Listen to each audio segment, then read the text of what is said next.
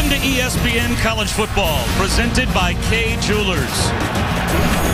And welcome to one of the great scenes in college football, the true sea of red here in Lincoln at Memorial Stadium as Iowa meets Nebraska.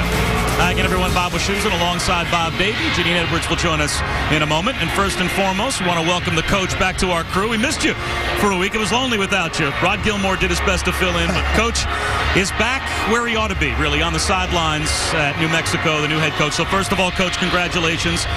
And second of all, this is a game that it kind of feels like they ought to play it every year. This is one of those matchups where it, to a certain extent, completes what has been a somewhat seamless transition for Nebraska into the Big Ten. Yeah, Bob, this is exactly what you picture when you think of Nebraska in the Big Ten. I mean, this can develop into one of the great rivalries in all of college football, Nebraska and Iowa. Two similar programs, similar styles, and both of these schools just great fans. And great traditions. You mentioned the similar styles, somewhat similar seasons for both of these programs this year as well. Yeah, and this game's going to come down to really two things. It sounds a little bit cliche, but which team wants it the most? I mean, they're both already bowl eligible. They're going to bowl games. Neither team is going to play for the Big Ten championship. The second thing, which team wins up front? Because both of them are going to line up and run the ball kind of the way you expect it to be in the Big Ten. This will become a great rivalry in college football throughout the years. Well, we are excited to be a part of it as the Huskers on Senior Day are just about set to take the field. And here they come.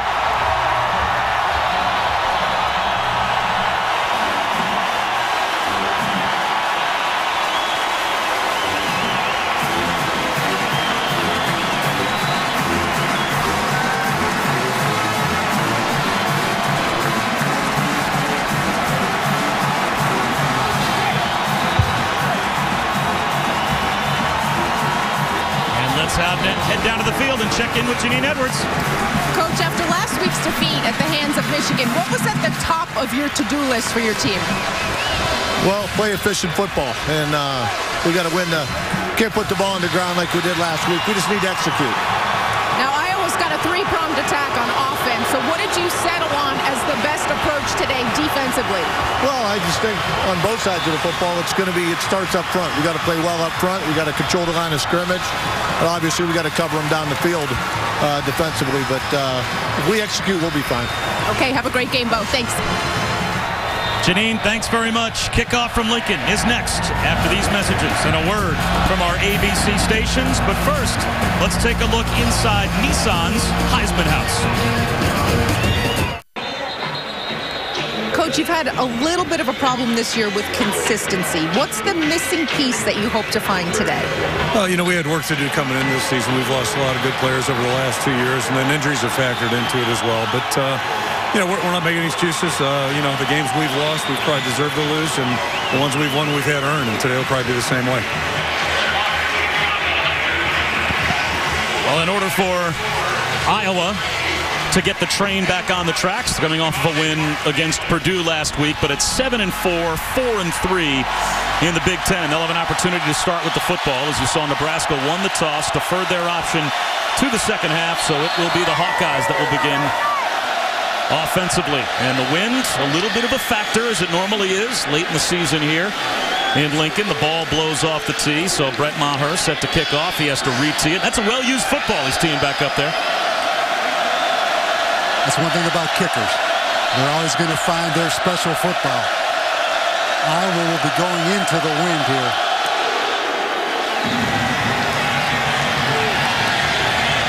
Devontae Martin-Manley on the return out to about the 24-yard line. So that's where Iowa begins offensively with James Vandenberg, #1 in the Big Ten in passing. And he has put up some terrific numbers this year, Coach.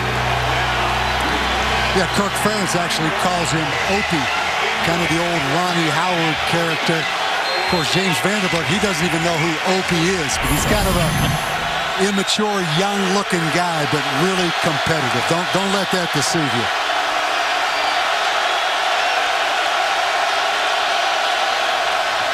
He'll throw on first down to his favorite target, and the ball dropped by Marvin McNutt. Let's take a look at the impact players for Iowa, brought to you by Chick-fil-A.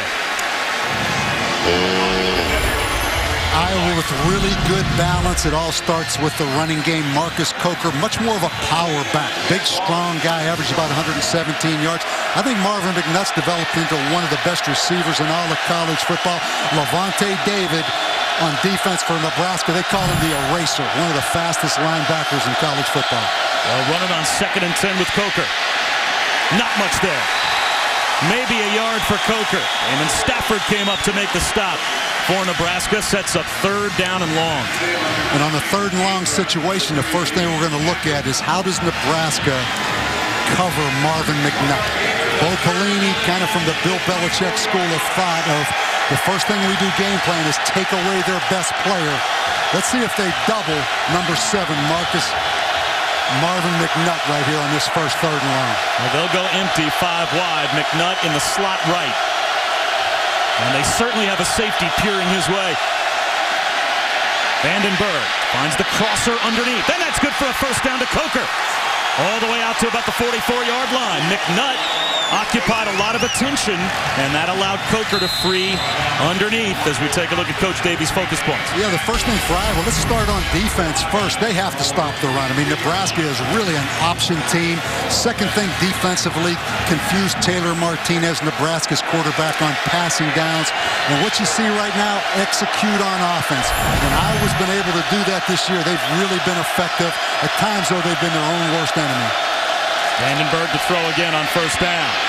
Down the seam, a deep ball for Davis, incomplete. Good coverage out of the bunch set by the Nebraska defense. They had Davis bracketed. Damon Stafford ran the field along with Andrew Green. It'll be 2nd down and 10. 2 really good corners. Andrew Green from Nebraska, also Alfonso Dennard. You look at Carl Pelini right there. They're going to step up and play a lot of press, bump and run coverage, put a lot of pressure on those corners. But they have 2 probably future NFL guys in that secondary.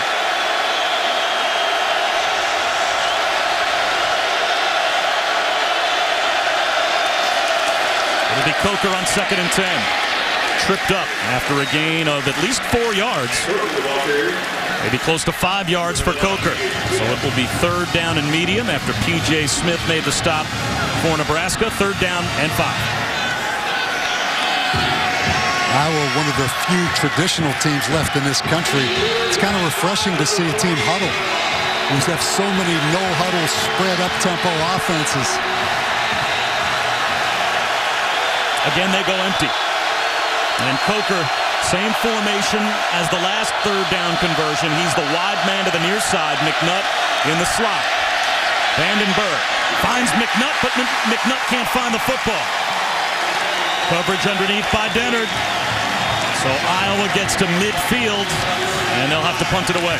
And I think that's what you're going to see. Dennard, the outstanding corner, loves to match up against the other team's most talented receiver. You're going to see a lot of man-to-man press coverage with some help over the top.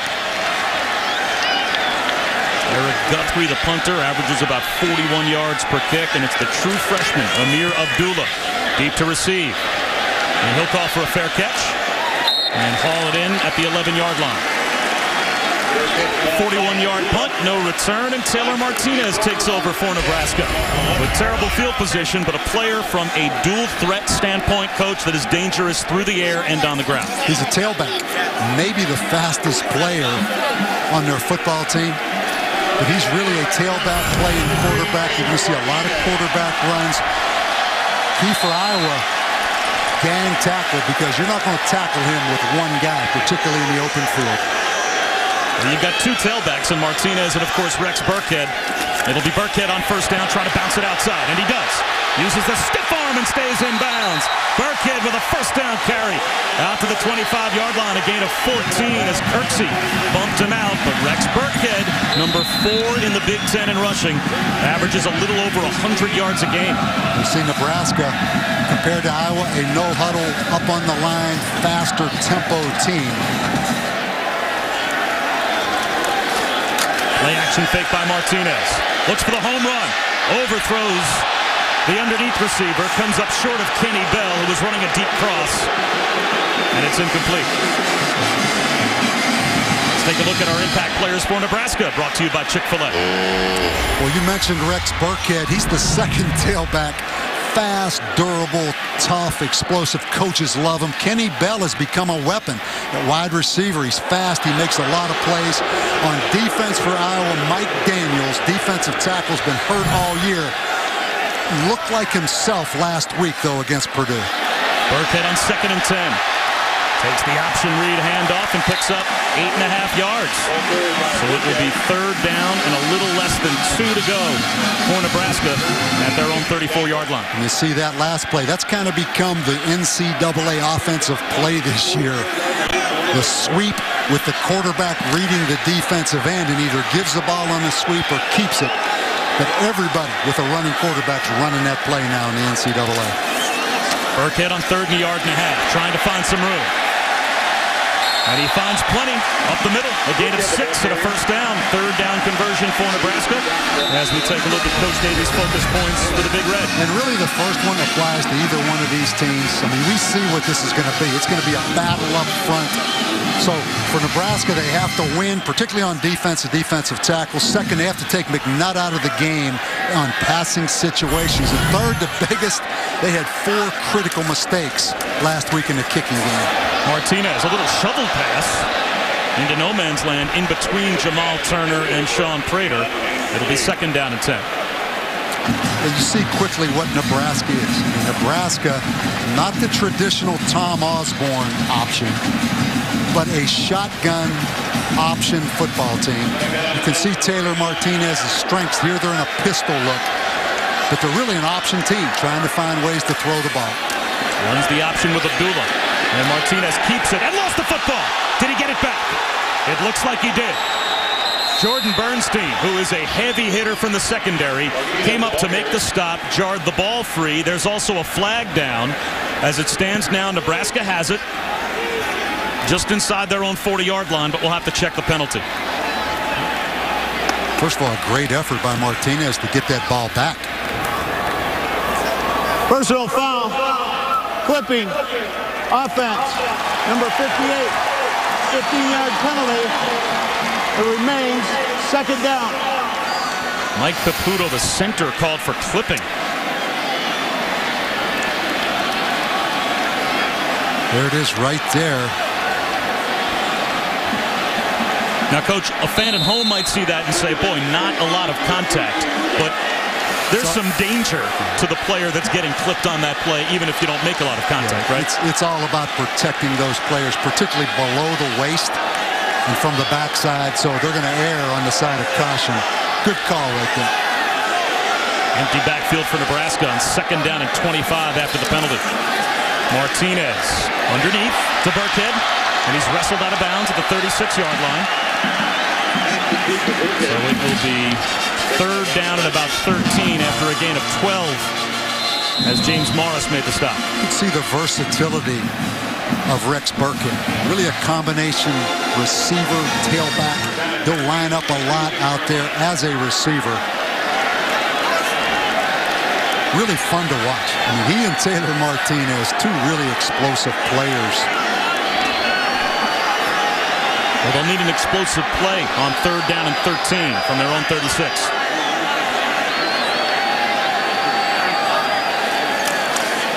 Martinez wants to set up the screen, and it's incomplete. Quincy Enunwa had it go off his fingertips.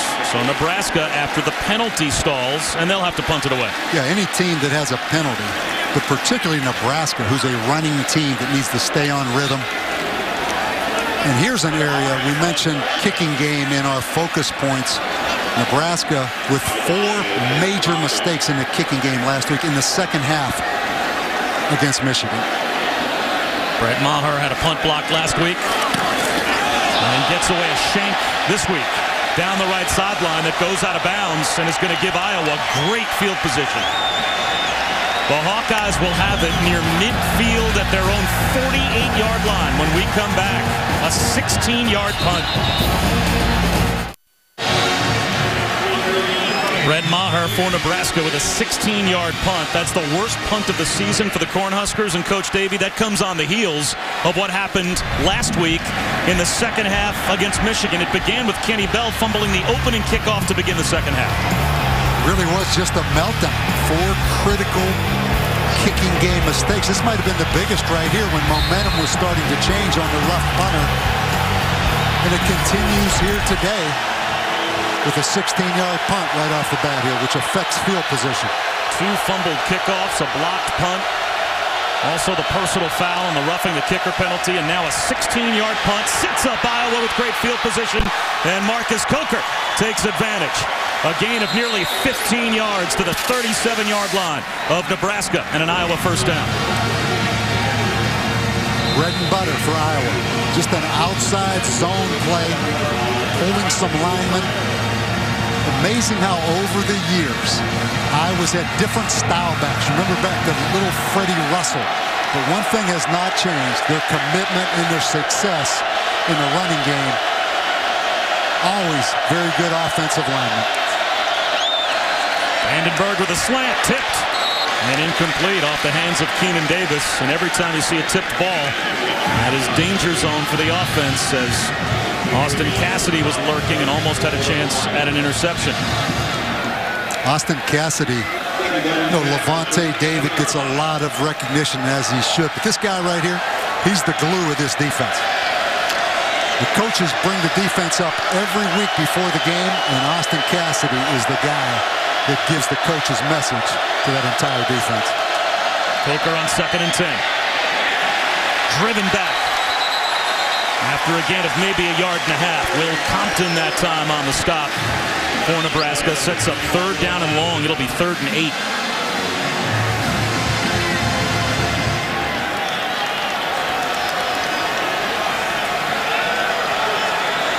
Actually close to 3rd and 9 for Iowa. Matchup we're going to see all day.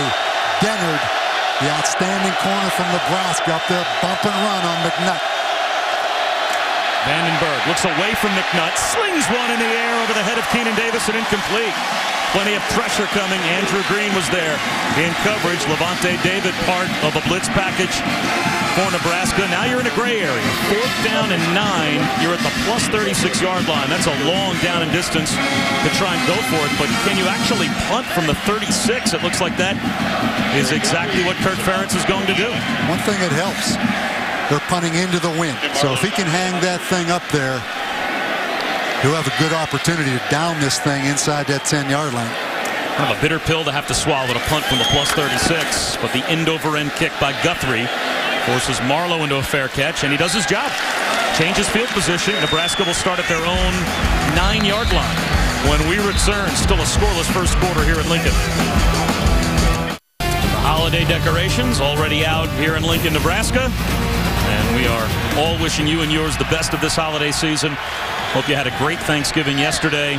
The traditional day after Thanksgiving game for the 22nd straight year here for the Cornhuskers. We'll start this drive with Burkhead from inside the 10-yard line. He's out to the 15, a gain of 6. It'll set up 2nd down and 4. Tanner Miller made the stop as we check in with Janine Edwards. Well, Bob, Iowa and Nebraska, to celebrate their new conference matchup, have created the Heroes game. That's what this game is called. And this is the newly created Heroes Trophy. And it's called the Heroes game because 2 citizen heroes awarded for selfless acts or good deeds have been selected from over 200 nominees. The winners will be announced at halftime.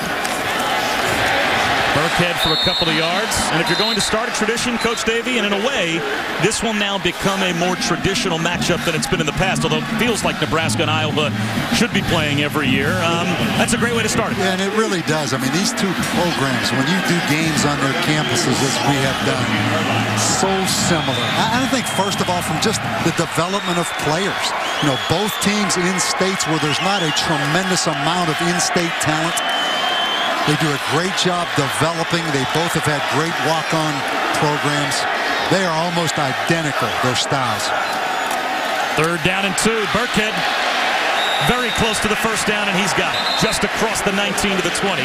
Tyler Nielsen tried to bring down Rex Burkhead, but couldn't do it.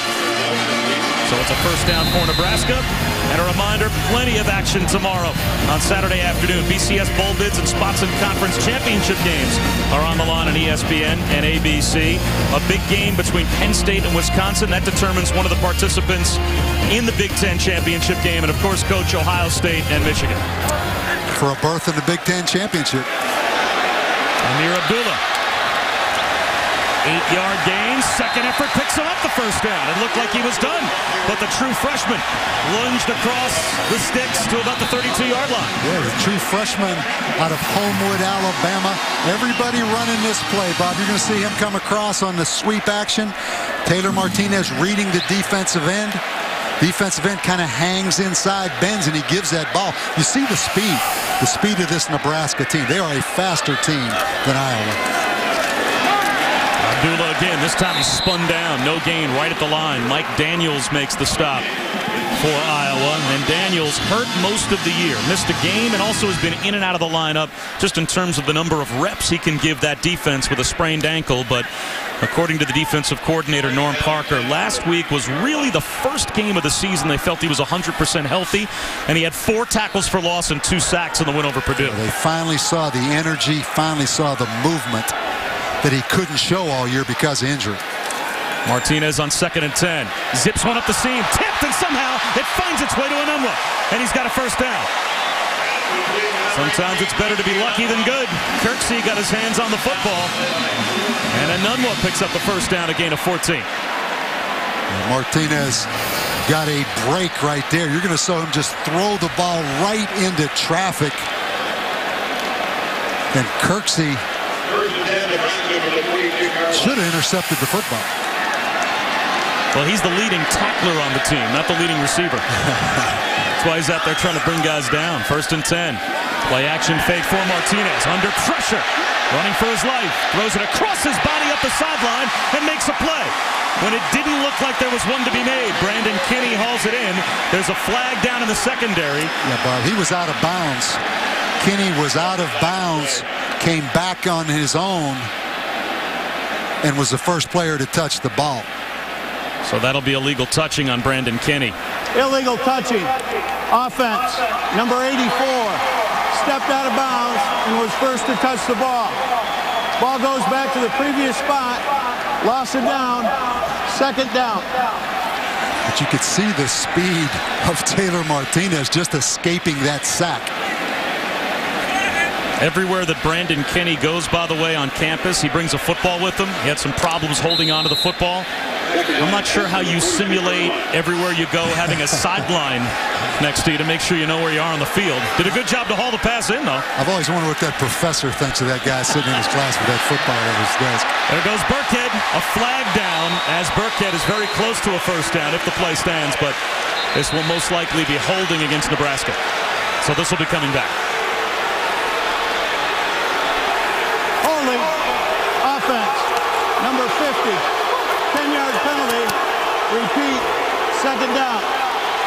The coach, in spite of the fact that it's holding against Nebraska, 44 in white and gold, James Morris was getting an earful from the sideline for not holding the edge and letting Rex Burkhead get loose on 2nd down and long. Just so much of this Nebraska offense is based off the sweep, off the east-west running back or receiver coming in motion. Now, I'm James Morris, and I'm the outside linebacker, and you're looking at that sweep. How hard is that as an assignment for a guy on the edge? Well, it's really hard because Taylor Martinez a lot of times reads that guy, and if he widens, Taylor Martinez will keep it and run that little inside power. Bill Snyder at Kansas State, Colin Klein run that play 25 times a game. Martinez spends a timeout. 2nd and long when we come back. Still scoreless at Lincoln.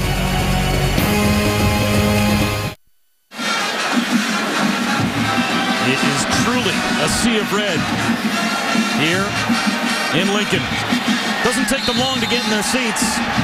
An NCAA record 318 consecutive sellouts after the timeout. 2nd and long. Quarterback draw. Taylor Martinez gets to the 2nd level, and he's out to the 49-yard line. Got back the penalty yardage plus 2.5 more. Jordan Bernstein makes the stop, but now it's 3rd down and manageable for Nebraska. Third down and a long 7. Two things. You see the speed of Taylor Martinez and also Jordan Bernstein. That was an excellent tackle. Just one-on-one in the open field. Burkhead back in the backfield to the right of Martinez on 3rd and 8. Martinez, another tip ball at the line, and this one ends up over the head of Brendan Kinney. So again, Nebraska gets towards midfield, but they will have to punt. And not the worst drive, Coach, when you start at your own 9-yard line to at least flip field position, which is what Martinez did. Yeah, and you see with Martinez constantly working on his mechanics and his release, but really an odd, low release. That's why I think you're seeing so many balls batted. He is not a natural thrower by any stretch of the imagination. Maher with a 16-yard punt earlier. This one much more effective. At about the 11-yard line, Micah Hyde makes the fair catch. A 41-yard punt and no return, and that does indeed flip field position as Iowa will take over deep in their own end. In a scoreless first quarter as we take a look at our Big Ten Conference update brought to you by Dr. Pepper. We already know that Michigan State is in the Big Ten championship game, and they will play either Penn State or Wisconsin. And that's why this game, back to the open, Bob, sounds cliche, which team wants to win more? But as far as Big Ten standings, this game has no relevance. It's really which team wants to win it. Coker finds a cutback lane, breaks a tackle, runs another man over, and fights his way for 7 yards to the 18. Austin Cassidy makes the stop. It'll be 2nd down and 3. Coker leads the Big Ten in carries with 263 carries. Really a power back workhorse guy.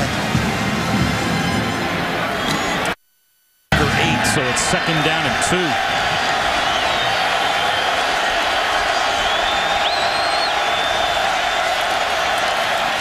Takes it again and easily picks up the 1st down. Close to the 25-yard line. You know, it was fun talking to Kirk Ferentz this week, and one of the great stories he told us was about Marcus Coker. He said, we thought he'd be a very good player when we recruited him, but his mom, he's from in the Baltimore area, his mom drove him from Maryland all the way out to Iowa City, more so because she wanted him to see how far he was going away from home, in the hopes that he might not go. He passed a lot of real estate on his way from D.C. area to Iowa. Now, there were a bunch of cornfields he probably saw for the first time. End around to McNutt. And he is trapped inside the 25. Might have picked up a half a yard. It'll be 2nd down and long. Just a great play by Austin Cassidy, the safety. You know, sometimes he's an academic All-American. You're going to see Austin right here. Sometimes when you're an academic All-American, you get saddled with that really smart guy that they picture as an overachiever. Let me tell you something. He's a heck of a player. Has a chance to play at the next level. He has that kind of ability to go along with that good intelligence. 2nd down and 10. Back to the ground and Coker to the 30-yard line. It'll be 3rd down and 4. And let's go down to Janine. Well, it was interesting to hear you guys talking about Coker's ride to Iowa from Maryland, because I asked him about that, and he said, oh, yeah, it was long. She was trying to persuade me not to go. It was 16 hours in the car with my mother, over 800 miles. And Coach Ferentz told us when he saw that, he said, I just had to offer this kid something. That was pretty impressive. Yeah, Janine, Coach Ferentz told us that he offered Marcus Coker a scholarship on the visit. He was just so impressed. Didn't even know if he'd be a running back. Knew he'd be a football player, though. And he is alongside Vandenberg on 3rd and 4. Draw play to Coker. Breaks a tackle, but can't get away from Levante David. He broke the tackle of Will Compton, but Levante David brought him down shy of the marker, so it'll be 4th down and 1. Yeah, you see the speed of Levante David. Watch number 4 this whole way. This is why Carl Pelini calls him the eraser. Comes from the backside and just erases things. One of the fastest linebackers in college football. Wow. Pretty punt by Eric Guthrie, and that forces Marlowe into a fair catch at his own 24-yard line. It's a field position first quarter between these two teams. 42-yard punt. Again, no return. Just over a minute remaining in the opening quarter. Bob Wischusen alongside Bob Davie. That's what you picture, right? Big Ten, Iowa, Nebraska, a little foggy. Not like some of those Big 12 games we've had where it's 27-24 at the end of the first quarter. Just a nothing game. Good defense. Nebraska's problems, penalties so far. A lot of penalties offensively. Some of the Big 12 games you and I have had, it's 28-0 at the end of the first quarter. Martinez back to work. Runs the option and keeps it. Takes a pounding about the 28-yard line. Scoots to the 29. Thomas Nardo combining on the stop with Bernstein after about a 3.5-yard gain. It'll be 2nd down and 6. Look at Martinez. 15 carries a game, 13 passes a game. And most of his passes are the play action, off option type passes. Again, he keeps it and cut down right at the line. Tanner Miller comes up and stops Taylor Martinez after a gain of 1. Sets up 3rd down and 5, and we'll see if Nebraska gets another snap off before the end of the quarter. Really been impressed with Iowa's tackling. Not many teams get Taylor Martinez or Rex Burkhead down just one-on-one. And they are going to let the first quarter clock wind all the way down.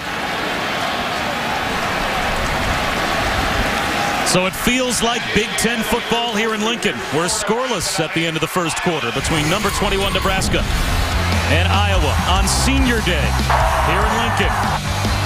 One of the great scenes in college football, and both defenses are humming.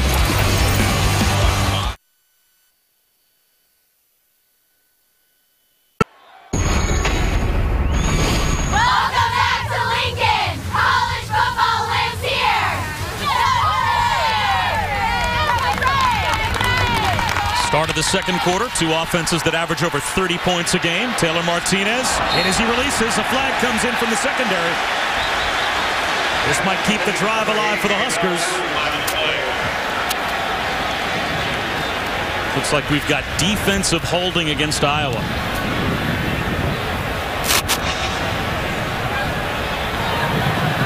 Holding, defense, number 45. 10-yard penalty results in an automatic first down.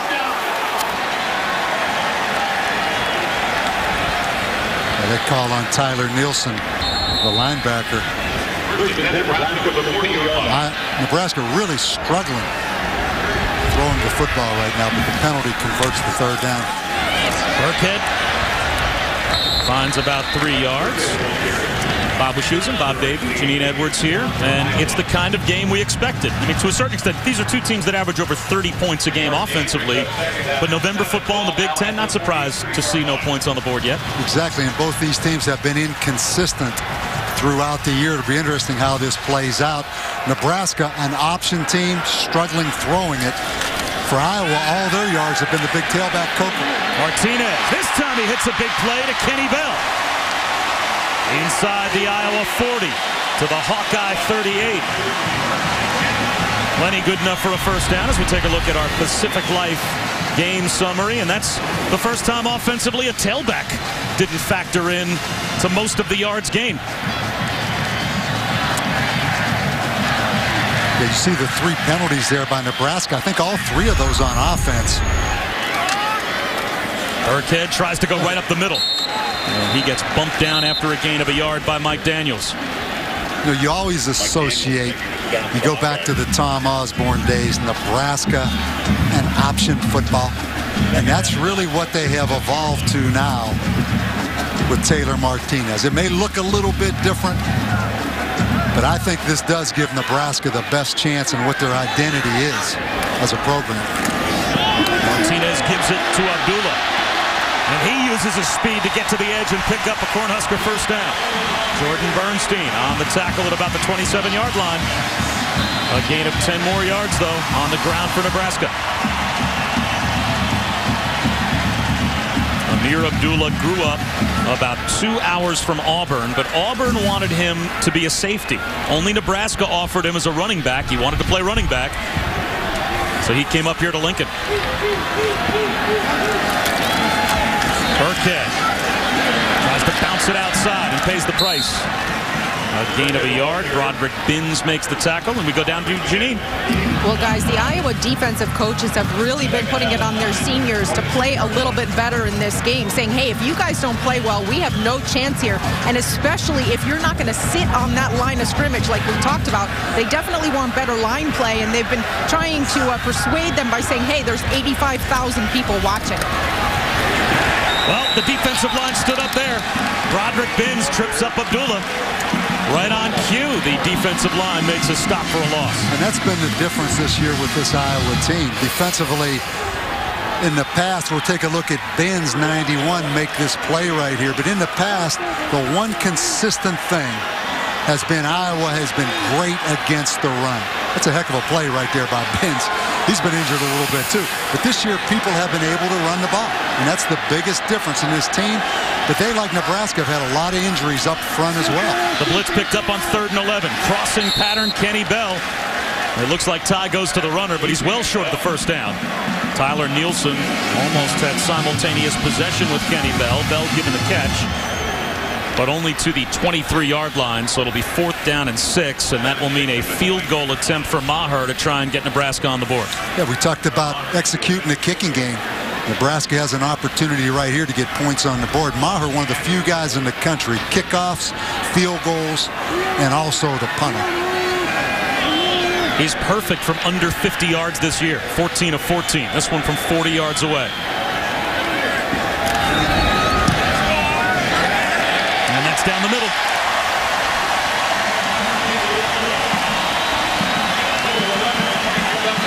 So Nebraska takes the second quarter lead over Iowa here in Lincoln.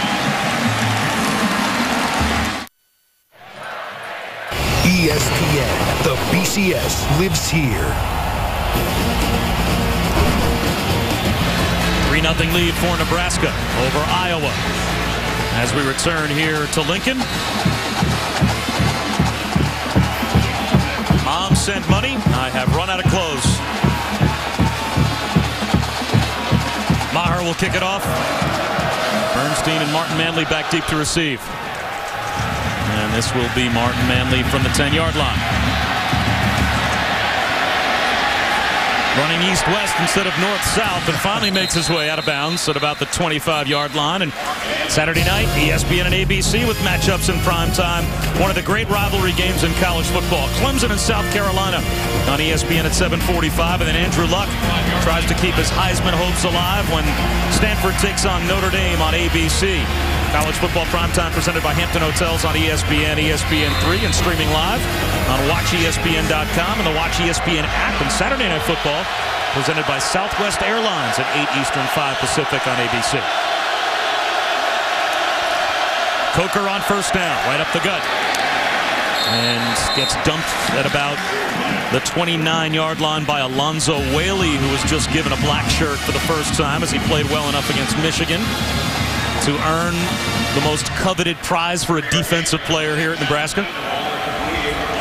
Marvin McNutt, without a catch yet, comes into this game 74 receptions.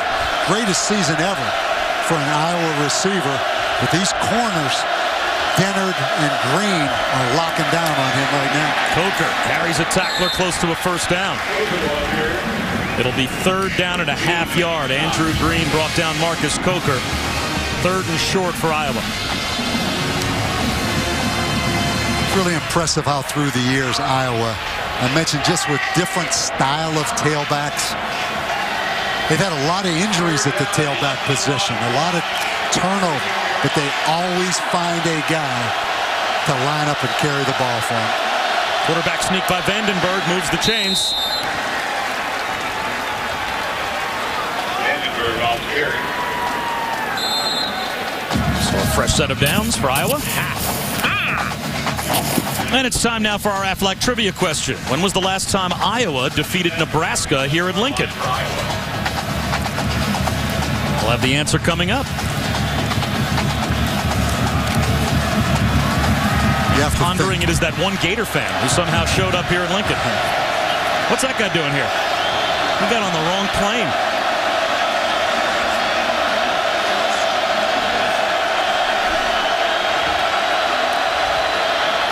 Vandenberg to the outside. There's the first catch for Marvin McNutt. A gain of about 5. It'll set up second down and medium for Iowa. McNutt has become one of the best wide receivers in college football. Again, you talk about recruiting, how Iowa has to go around the country, maybe dig under some rocks to find some guys. He was a quarterback. Came here to Iowa, was a quarterback, was beat out by Ricky Stanzi. Now has developed into one of the best receivers in the country. We'll have to see if that guy's on our flight later. We're going to be in Gainesville tomorrow night for Florida State on ESPN2. Coker on 2nd and 6. Extra effort, has the first down to midfield. He is a tough guy to bring down on first contact. Yeah, he's not going to make you miss. But he is physical, and if you're Nebraska, if you don't move the front and give Iowa different looks, Iowa will get a bead on you with just subtle changes in their blocking schemes. So it's key for Nebraska, who's had a lot of injuries. You know, one thing people don't realize, they've lost, I think, 3 of their top 6 defensive tackles throughout this season with injuries. Vandenberg play action. Looking downfield, has time, finds the deep crosser, and it's Keenan Davis who does a great job to reach behind and make the catch and gets a pat on the back from Kirk Ferentz for picking up the first down in front of Andrew Green, a gain of 16 yards. Well, first of all, this is going to take a lot of time. You're going to see Keenan Davis coming in motion, eventually run a crossing route. It's on a running down. Nebraska thinking run, but it's great pass protection to allow that route to develop. Takes a lot of time. Excellent job by the offensive line. Play action again for Vandenberg. Again looks downfield. Floats it to the sideline, and laying out is Fedorowicz, but he can't make the catch. It'll be second down and 10. Again, you see the speed of Levante David. The linebacker got sucked up a little bit on play action, turned, and just his closing speed allowed him to catch the tight end in coverage. He had 152 tackles last year. That's a record here at Nebraska. Closing in on 120 tackles this year. He's already in the top 7 in Nebraska history in total tackles, and he's a junior college transfer. It's only his 2nd year in the program. Wide receiver Hitch looking for that jailbreak screen to McNutt. And Nebraska reads it perfectly, and it goes nowhere. Ciante Evans slices through to make a tackle on McNutt, and he lost a few. It'll be third down and long. And Shu, you talk about Levante David, those stats, how impressive they are. You know the most impressive thing to me, we were on that call with Carl Pelini. He said if my son could turn out to be like Levante David, I would consider myself a success. So with all those stats, the most telling thing is what Carl Pelini said about him as a person. Third down and 13. 4-man rush. Well protected again is Vandenberg. Now the pocket collapses, and he goes down. They could only hold off Cameron Meredith for so long.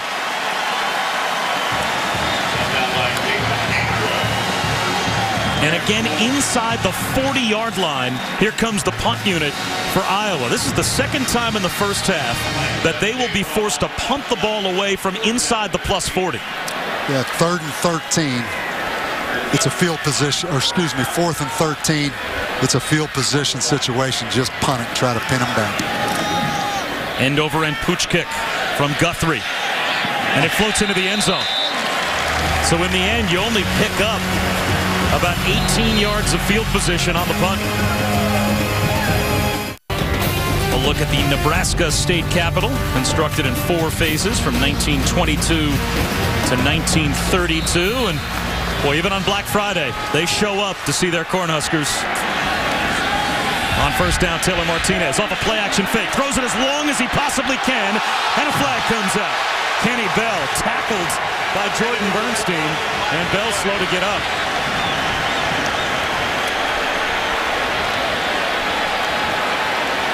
Jordan Bernstein really panicked that time. Pass interference, defense, number 4, 15-yard penalty, results in an automatic first down. Yeah, you're going to see Kenny Bell is just a little bit behind Bernstein, but he panics. Never looked back to play the football. Really had an opportunity right there to make a play on the ball if he wouldn't have panicked. See him right here. He has good coverage. Burkhead on first down. Out to the 42-yard line. That's a gain of 7. It is second down and 3. Bernstein combines with Thomas Nardo on the stop.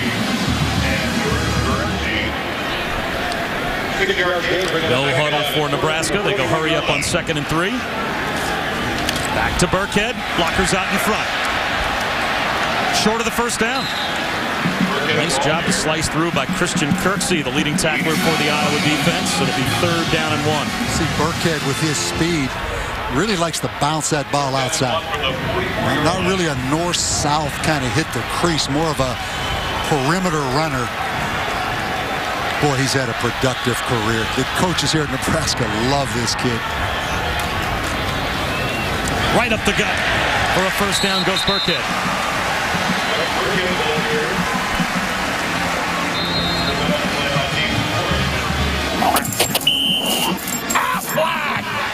Time now to answer our Aflac trivia question. The last time that Iowa beat Nebraska in Lincoln, Coach Davies' freshman year in high school, 1943, all the way back to World War II days.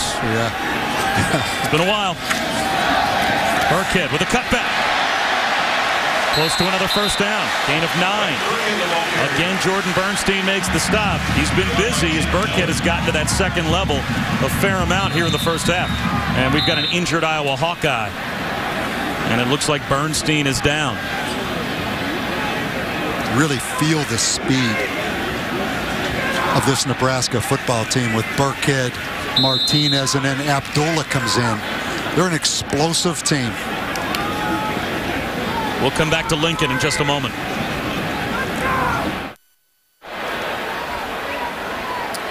Looks like Jordan Bernstein is okay. This is him a moment ago walking off the field. And you know what? Midwestern hospitality only goes so far. The Nebraska fans told the Iowa fans, you can come to the game, but don't get too fired up about where your seats are going to be. As Tyler Legate picks up a first down, and we go back to our studio and John Saunders. Well, here's our AT&T Player of the Week nominee. If you watched the game last night, Texas and Texas A&M down to the final seconds. Kicker Justin Tucker nails it from 40 yards, and Texas wins 27-25. Text vote to 55862 from your mobile phone to vote and a chance for a trip to the national championship. All right, John, thanks very much. Up the middle goes Rex Burkhead for about 3 yards. Coach Davey, how good was that football game last night? It would be a sin if that rivalry ended last night. It is that, but before you say how good it is, realize I spent 9 years at Texas A&M. Burkhead driven back, no gain on second down. It'll be 3rd down and 7 that time. Christian Kirksey went face mask to face mask with Rex Burkhead. But just back to your point, for Texas and Texas A&M not to play, for Pitt, West Virginia, and Penn State to be 90 miles from each other and in 3 different conferences, I'm not sure we're headed on a path that's good for the fans or the players of college football.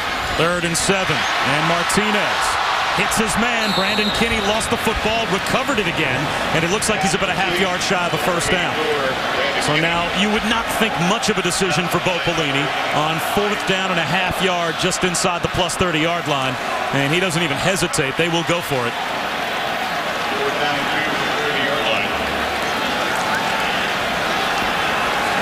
So 2 extra tight ends check in the game.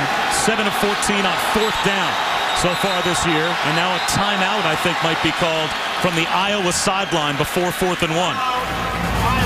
So a big 4th down coming up when we come back to Nebraska.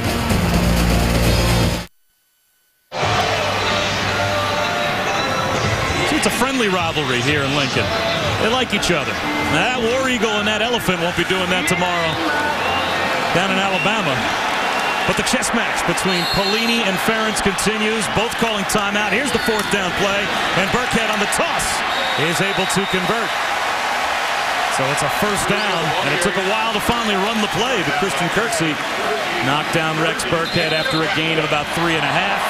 And Nebraska keeps the drive alive. Talk about Rex Burkhead. Bo Pelini said it best. And what you really care about as a coach, you know exactly what you're going to get from this guy. And in coaching, trusting guys is so important. This guy's the same every day, Rex Burkhead. 10th play of the drive, and it's a trap to Abdullah. He tries to turn the corner and gets caught around the helmet at the 20-yard line, a gain of 7. Jordan Bernstein back in the game, made the tackle. I think that's the 9th tackle for Jordan Bernstein in this game. But you see the speed. That sweep, by far the #1 play for Nebraska, whether it's Burkhead or Abdullah, just getting them out on the perimeter.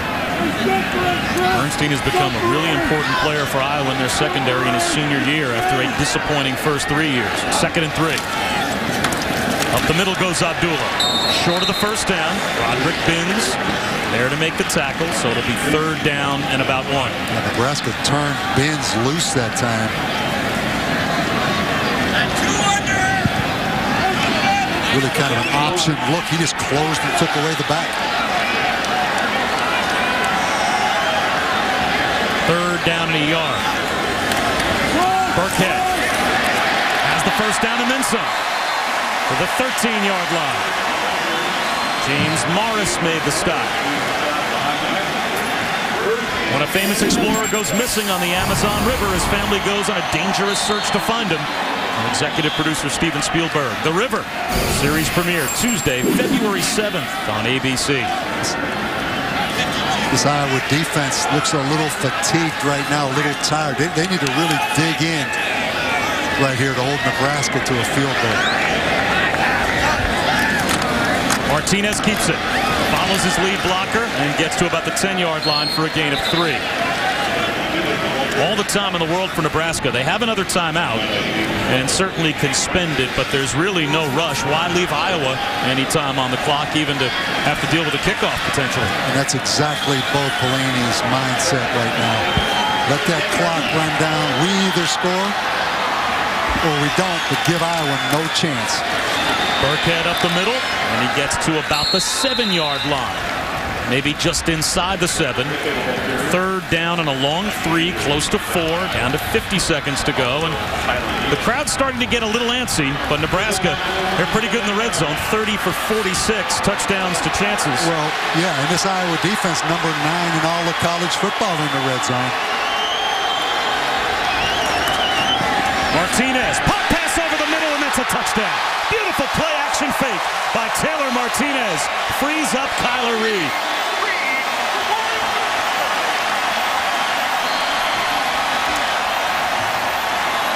That was a very well-designed play. Kyler Reed in motion. The fake, and he just ran by the linebacker. Great little option fake. Great clock management as well by Nebraska. No reason to spend your time out yet. Down to about 30 seconds to go in the first half. So really doesn't leave Iowa any time on the backside to get anything done. As Maher tacks on the point after, and it's a 10-0 Nebraska lead. You're going to see how difficult this is on the linebacker from Iowa. Going to watch Kyler Reed right here. He's going to come across in motion, and then he's going to run right by the linebacker on a little pop pass. If you're that linebacker, number 45, you have no chance right there. Tyler Nielsen. Excellent design by Nebraska. Tim Beck, the offensive coordinator. And for Kyler Reed, that's only his 15th catch this season and his first touchdown. So when you're looking at your keys as one of those linebackers, it's not like in your head from watching tape all week, you've circled 25 as a red zone threat. You know, every week we do a locker room alert. We talk about, and I'll be doing this again soon, if you're coaching and you race into that locker room, what do you have to solve? If you're Iowa right now, going into that locker room, how do we get Marvin McNutt the ball? Nebraska has taken him out in the first half. Nebraska's corner's doing an excellent job. We need to find a way to move Marvin McNutt around, motion, put him somewhere where Nebraska's not assured where he's going to be. But getting Marvin McNutt the ball in the second half. They out-knocked the Squibbit, so a chance for Iowa maybe to peel off a return. Martin Manley. Stutter steps out to about the 27-yard line, and we go back to John Saunders. Thanks a lot. Coming up on the Capital One Halftime Report, I'll be joined by Jesse Palmer. We will take a look at Houston struggling to remain unbeaten. Of course, a look at another game of the century. LSU taking on Arkansas, and big matchups on the weekend, including traditional rivalries. It's all coming up. All right, John, thanks very much. And this, another kind of bitter pill to swallow for Iowa offensively, as they have to put it in the freezer to end the first half. And Nebraska, remember, they won the toss, deferred their option to the second half. So Nebraska, with a 10-0 lead, will start the third quarter with the football. And we head down to Janine. Coach Ferentz trying to get to the locker room here. Okay, how can you get Marvin McNutt some more touches in the second half? We're going to have to talk about that at halftime. That's a big part of things. We're doing a lot of good things out there. That last drive was a tough one for us, certainly. And we're going to have to get some things going offensively. And in light of that last drive, what's priority number one for you all on defense? Well, we just have to get off the field. That was a good drive on their part, and somehow, some way, we got to get a stop on third down and get off the field. Thanks, Kirk. Welcome back to ESPN College Football on ABC, presented by Kay Jewelers. Back in Lincoln, Nebraska, a 2-score lead for Nebraska at halftime. The Cornhuskers with a 10-0 advantage over Iowa, and this is the newly founded rivalry game between these two teams that will be dubbed the Heroes game going forward. And there are heroes honored from both sides, an Iowa hero and a Nebraska hero. The Iowa hero, Gary Launderville, law enforcement officer who saved a mother and a child stranded in a snowstorm. He and his wife have also fostered 125 children. And on the Nebraska side, Kathy Grice, 3-time breast cancer survivor who caught a small girl jumping out of a burning trailer and reached into the trailer and pulled her 2 younger siblings to safety as well before it was engulfed in flames. It's just great stories. Great story. And we talked about this rivalry. It all starts in the second half. And what you felt in the first half, Nebraska a little more speed, maybe playing with a little more energy than Iowa. So if you're Iowa, you need to stop here in this first possession of the second half, or this thing could get away from you in a hurry. And you mentioned our locker room alert is how do you get the big playmaker involved? And that'll be the challenge for Iowa. Kirk Ferentz, Ken O'Keefe, the offensive coordinator, getting the ball to Marvin McNutt. And the first thing, Abdullah, a very good returner for Nebraska. A deep kickoff, though. It's Maher. Sends it deep. So it'll come out to the 20-yard line for Nebraska as we take a look at our locker room alert. And Marvin McNutt shut down in the first half. He really was, and you have to give Nebraska credit. A lot of bump and run, man-to-man coverage. Dennard, also Andrew Green, the other corner. I think you have to move him around. I think you have to send him across in motion.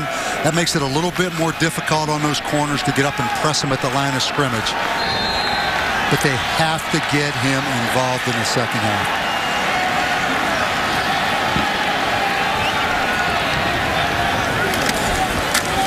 Burkhead on first down.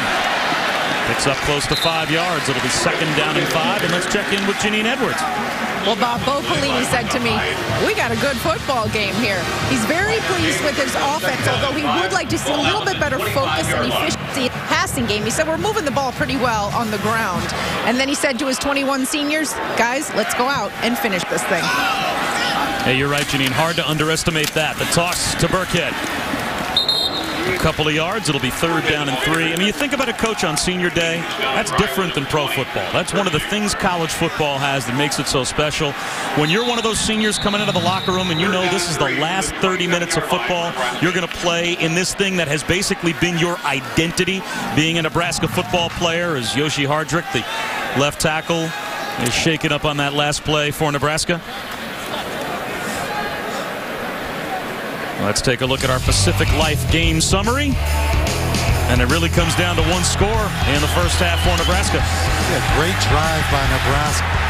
Late in the first half, we see the little play action for the touchdown. And that's why you feel spinning it forward here, this third down for Iowa's defense is critical because Nebraska, with all the momentum at the end of the first half, Iowa's defense started to look beat down, a little lethargic. I think this is a key play, even though it's early here in the second half. Third down and 3. Martinez, comeback route. He's got the first down. Anunwa comes back and helps his quarterback and moves the chains. You know, Bob, you were talking about senior day.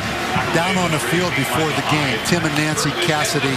Tim was the football ops guy at Nebraska. He's back at A&M now, Texas A&M. And just to live that with them a little bit before the game. Their son Austin in his last game. His grandmother's here. His brother, his sister are here. Yeah, it puts it all in perspective just to see those families. Alligator arms by Kenny Bell.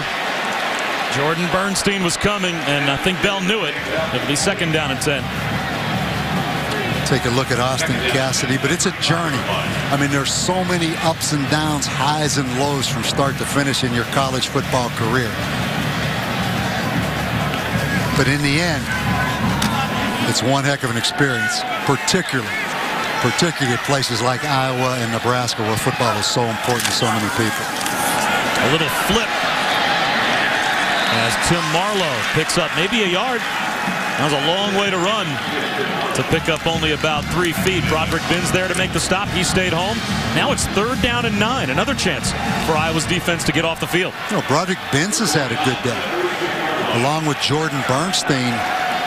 Binns is a guy nicked up all year, as was Mike Daniels. You see lined up next to him here.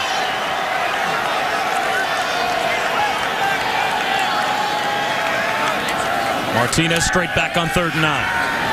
Slings it down the sideline and no one's home. And a flag comes out. Kenny Bell might have been the closest Cornhusker to the football. Looked like it might have been a miscommunication between Martinez and Brandon Kinney on what route Kinney was going to run. At some point that had to be an uncatchable ball, I would think, unless it's holding. Yeah, or illegal contact before the pass was thrown. Actually on Nebraska. Call it offensive pass interference. So Iowa will decline and get the football back. Pass interference. Offense. Number 80. That penalty declined. Fourth down. And of course, Bo Pelini was saying that Kenny Bell not only didn't commit a penalty, but a penalty was committed against him. That he was held. It's an unenviable job standing in front of the coach there. Boy, I'm really looking forward to next year, about week 4, week 5, clicking on the TV and seeing Bob Davie right in one of those officials' ears with that same look on your face. You're going to have to get that Mountain West Network, I think, to see me. It's enough incentive to do just that. Punt return by Martin Manley. Breaks a tackle, but then gets waffled at about the 18-yard line after a 49-yard punt from Maher.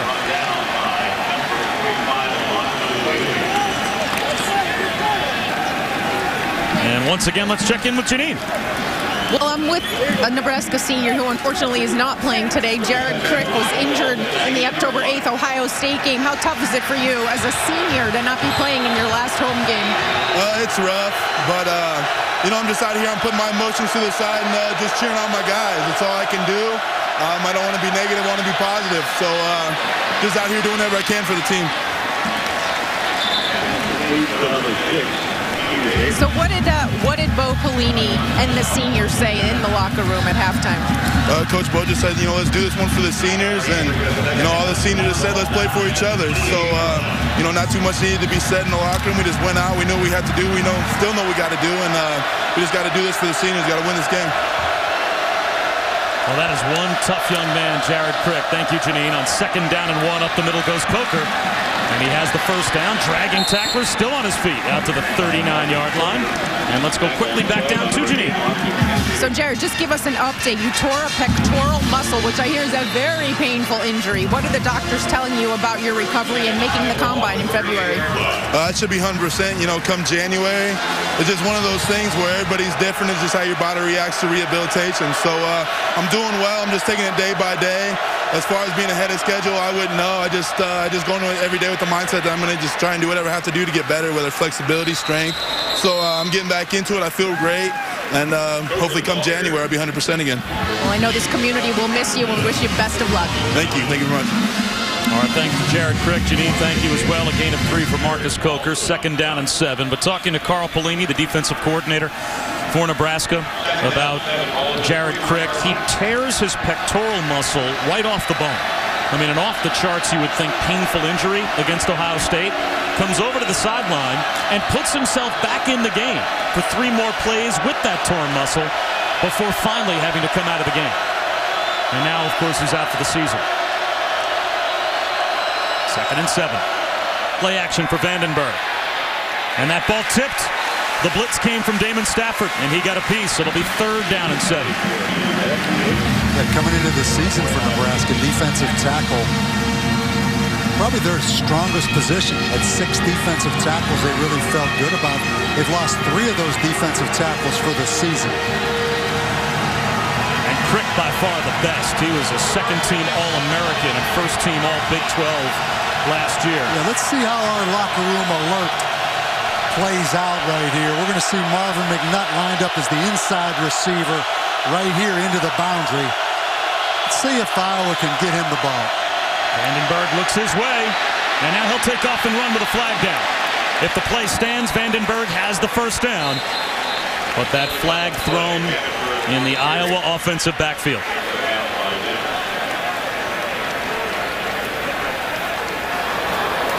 Holding, offense, number 56, 10-yard penalty, repeat, 3rd down. Marcus Zuzovic, you're going to see him at the top of the screen up here. Number 56. Yeah, just hooks him. So now it's 3rd down and 17. Now it becomes a draw screen kind of game. Not wanting to make the mistake if you're Iowa. Here comes that big red crowd.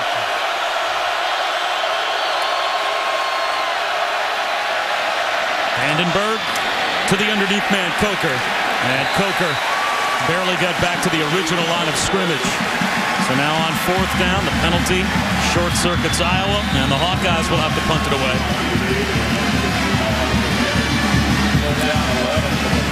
Either one of these offenses explosive enough to make up penalties.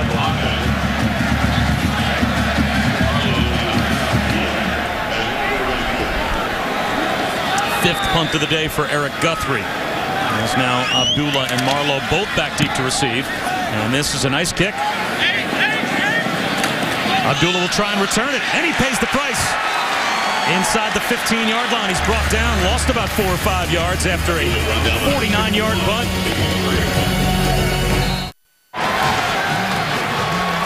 Over the last 23 years, Nebraska at Memorial Stadium, 140-20. This is a tough place to play, and it's been tough today so far for Iowa as Rex Burkhead picks up close to 5 yards on 1st down out to the 20-yard line. It'll be 2nd down and 5 for Nebraska. And 318 consecutive sellouts at NCAA record. This is one of the special places to visit in college football. Maybe the toughest place I coached in. Is that right? Yeah. You think, been to LSU a bunch of times. We played here on a Saturday night in 2001. The atmosphere was just electric. I mean, these are great fans at Nebraska. Very knowledgeable, very respectful, and they love their football. Burkhead picks up a yard. Pursued from behind by Mike Daniels. It'll be 3rd down and 4. And, Coach, we were talking during the break. This seems like a vital drive to get stopped for that Iowa defense. I don't think there's any question, Bob. I mean, they're starting to get beat down a little bit, the Iowa defense. But Mike Daniels right there shows what they've been missing this season with him being injured. That was a great effort play by Mike Daniels. You almost have to think quarterback draw or option right here. Martinez struggling so much throwing the ball. Slings it underneath, right at the 1st down marker. Brandon Kinney comes back to make the catch, and it depends on the spot. Boy, he is right on the line. And the officials look like they are going to give him the 1st down.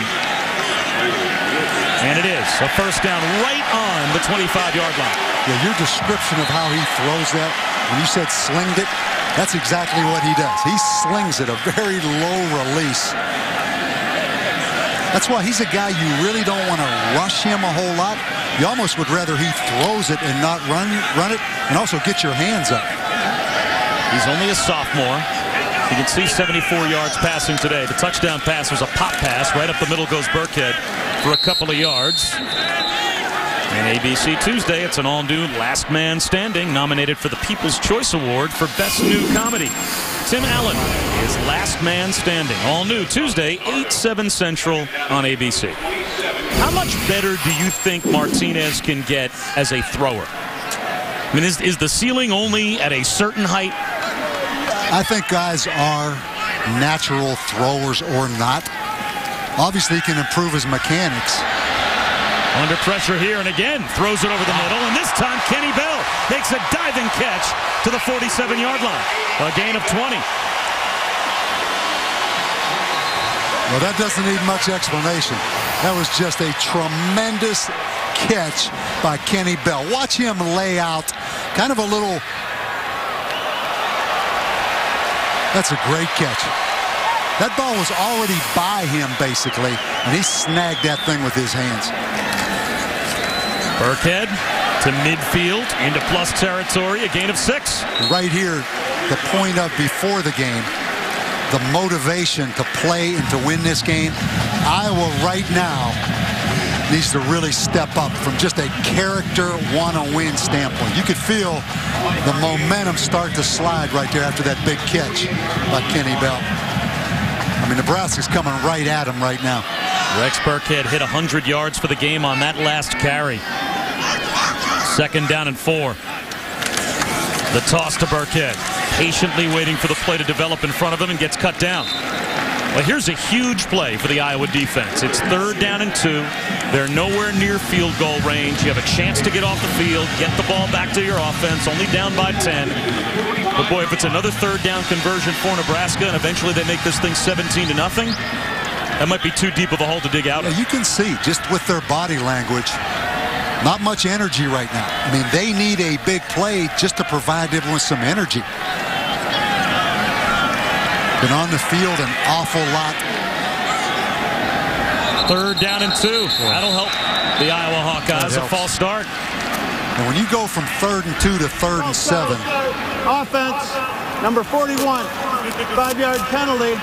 It remains 3rd down. With any offense, especially this offense. Particularly, you're right, Bob, with this offense.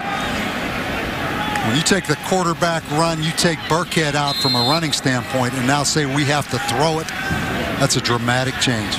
Let's see what happens here on 3rd down. You wonder how frisky Bo Pelini would get if he gets it back to 4th down in a yard or 2, as good as his defense has been today. Here's Martinez. The blitz comes. He unloads it and makes a connection with Bell. He breaks a tackle. Kenny Bell's horse collar. That's going to give Nebraska another 15 yards and put them inside the red zone as Martinez stood in and beat the blitz.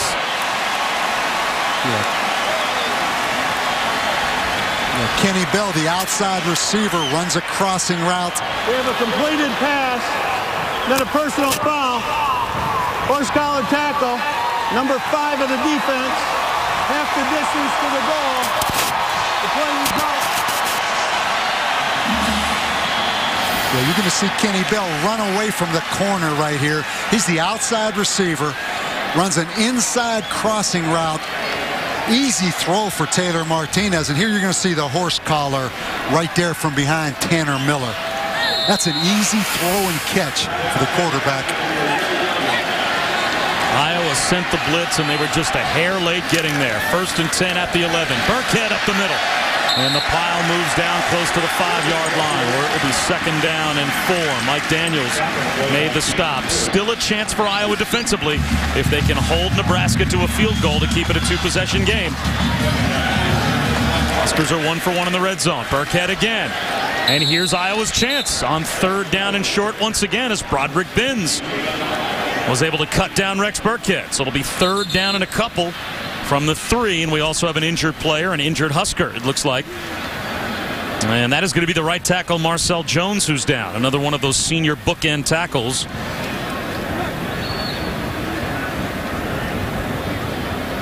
So that could be a big injury before a 3rd down and 2 play from inside the 5-yard line. We will have that when we come back. Nebraska on top by 10. Nebraska and Iowa have been playing off and on since 1891, and they will meet again next year in Iowa City the day after Thanksgiving. And who knows, this might be the next rivalry to be played day after Thanksgiving. For Nebraska, Rex Burkhead, well, he's been the story so far today for the Nebraska offense, as much as a lack of production has been the story for the Iowa offense. Yep, Rex Burkhead, Kenny Bell stepping up, making some big plays as well. Well, here's a big play after the timeout for the injury. 3rd down and a couple. Inside the 5-yard line. 2 backup tackles in the game for Nebraska. Martinez flips it off his back foot. Back of the end zone. Bell has it knocked away. The blitz came. Sean Prater in coverage in the end zone. Tanner Miller forced Taylor Martinez to rush the throw. And Iowa will indeed force a field goal. Well, you're going to see Tanner Miller, the pressure. Here's the end of it right here. Prater closing, and Bob, that play right there keeps Iowa in this game. No question. Because you had the feeling, I think everybody in the stadium felt, if it goes 17-0, this game would have been over. That might breathe a little life back into the Hawkeyes as Maher comes on for a chip shot. And he is able to line drive it through. So from 21 yards out, Maher is good. And it's a 2-score lead still for Nebraska, 13-0. Every week with Coach Davey, we do Coach Speak, and Coach, pretty simple this week from Kirk Ferentz. Yeah, and what he means by that, you know, Nebraska's played in this day after Thanksgiving game 22 straight years. It's the first time for Iowa. You're just talking about focus of your team. Told his team all week, Thanksgiving is Saturday.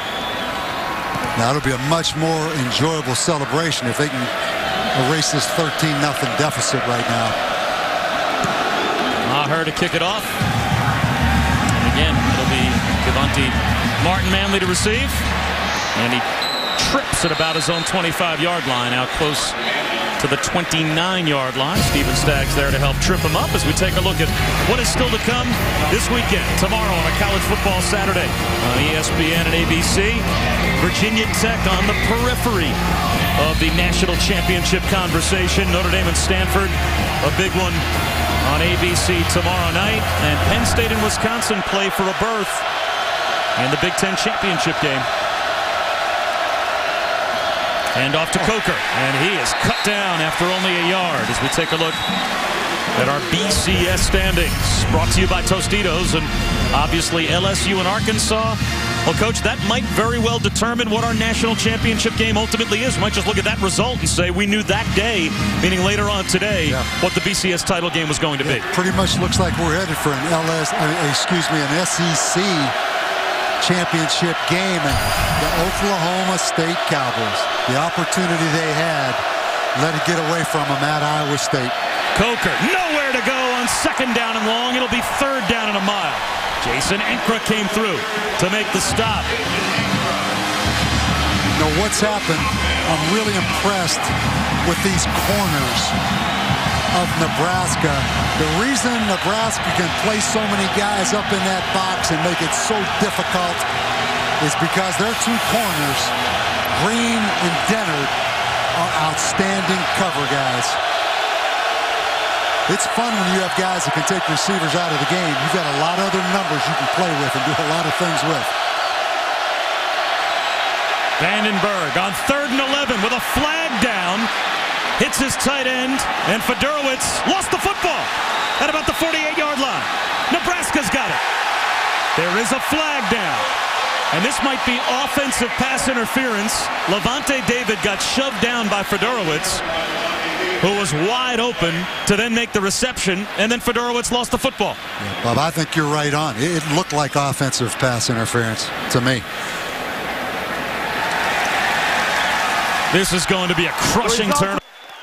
The result of the play was a catch and a fumble with Nebraska recovering. During the play, we had pass interference on the offense. Number 8, that penalty's declined.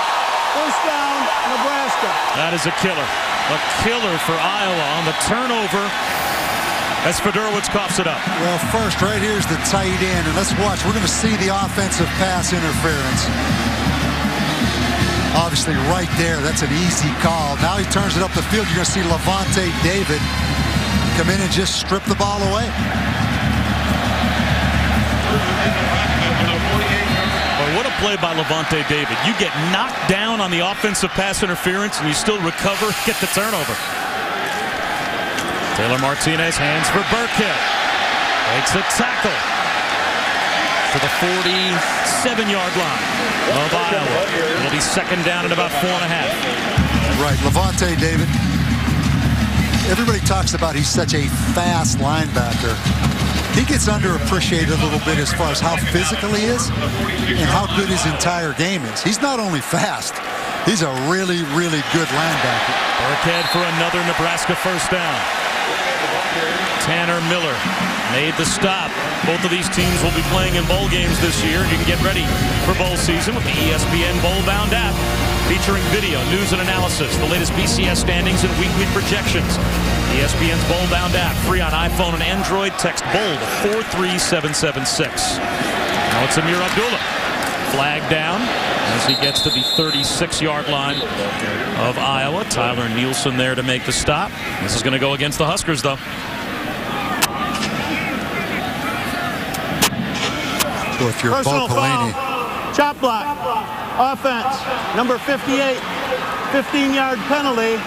We will repeat, first down. That is a huge penalty for Iowa's defense. I mean, that short of a turnover, that might be about as good a break as they could have hoped for. Shu, I agree. Watch the center right here, Caputo.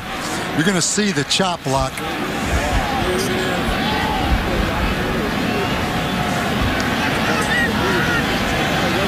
What'd you think? It's an interesting call to me. I mean, I thought normally the rule is if the defensive lineman is engaged with an offensive lineman, the chop block occurs in that situation. Caputo was actually the first to make contact right there. That screen knocked down at the line. It'll be second down and 25. But back to your point, Shu, Iowa's on the ropes. Nebraska's ready for the knockout punch. And that chop block penalty on Caputo put some life and hope back into it for Iowa. I mean, time of possession in this game, Nebraska over 25 minutes. Iowa 16 minutes. Four-man rush on second and 25, and that ball tipped.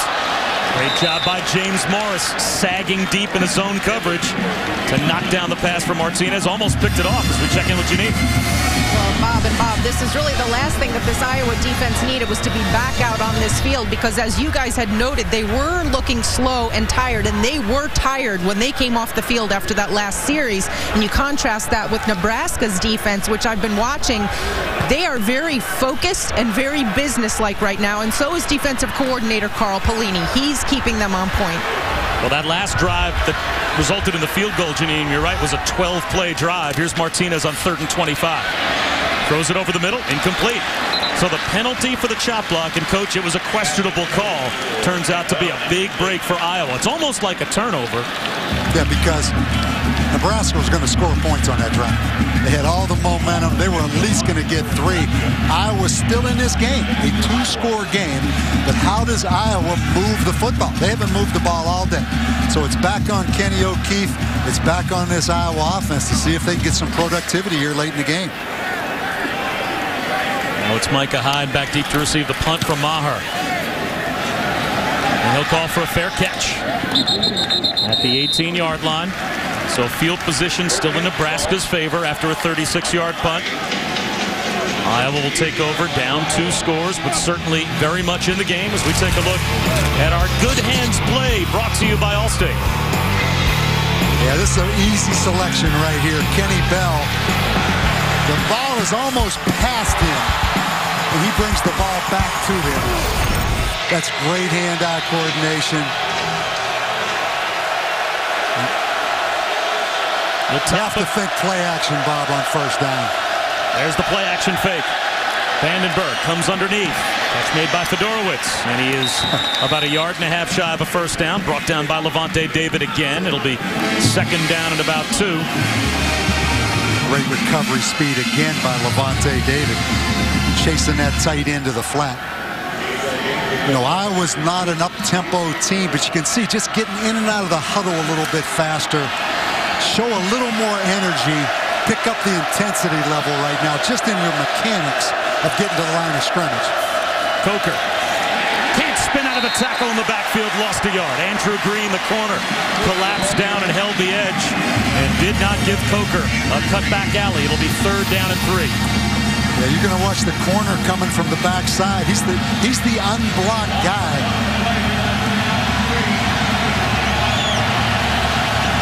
Play just a little bit slow developing. Can the Hawkeyes get number 7 involved? Third down and 3. Marvin McNutt comes to the bottom of your screen now. As they go empty, he'll be the wide man instead of the slot man. And that might confuse Nebraska coverage-wise a bit. We'll see. McNutt comes across the middle, and that ball tipped at the line and incomplete. That's where Vandenberg wanted to go. And the Hawkeyes just cannot get the ball to McNutt, no matter how hard they try. They tried to. They brought him on a little under route right at the stakes at the first down marker. I mean, Vandenberg just threw the ball right into the defensive line. And again, Iowa's defense is going to be right back on this field. Worst case scenario for the Hawkeyes. You get it to second down and 2, and it turns out into a 3 downs and out. Very nice punt. All the way back to about the 18-yard line goes Marlowe. And he is dropped right at the 20. That is a change of field position punt. B.J. Lowry makes the stop after a 56-yard kick by Eric Guthrie. Yeah, on these little inside crossing routes, a lot of times you want to chop the defensive linemen to get their hands down. I mean, that's just too easy. I mean, he threw it right into the face mask. So if you're going to throw a short route like that, you better get the hands down of the defensive lineman by blocking them low. What might be the final play of the third quarter will be Burkhead again. And he's got 6 more yards on first down. And that should take us to the fourth quarter with Iowa unable to get anything going offensively. They can't even make a couple of first downs to sustain a drive. And Nebraska's offense dominating time of possession back on the field to start the fourth quarter up 13-0. The thing you notice about Burkhead, it could be his first carry or his 50th carry. He still looks the same. Very durable guy. Burkhead up to 129 yards rushing. The only touchdown in the game, though. Taylor Martinez to Kyler Reed. Martinez has been bailed out by Kenny Bell a couple of times as well. But it's been that Husker defense led by David that's powered them this afternoon.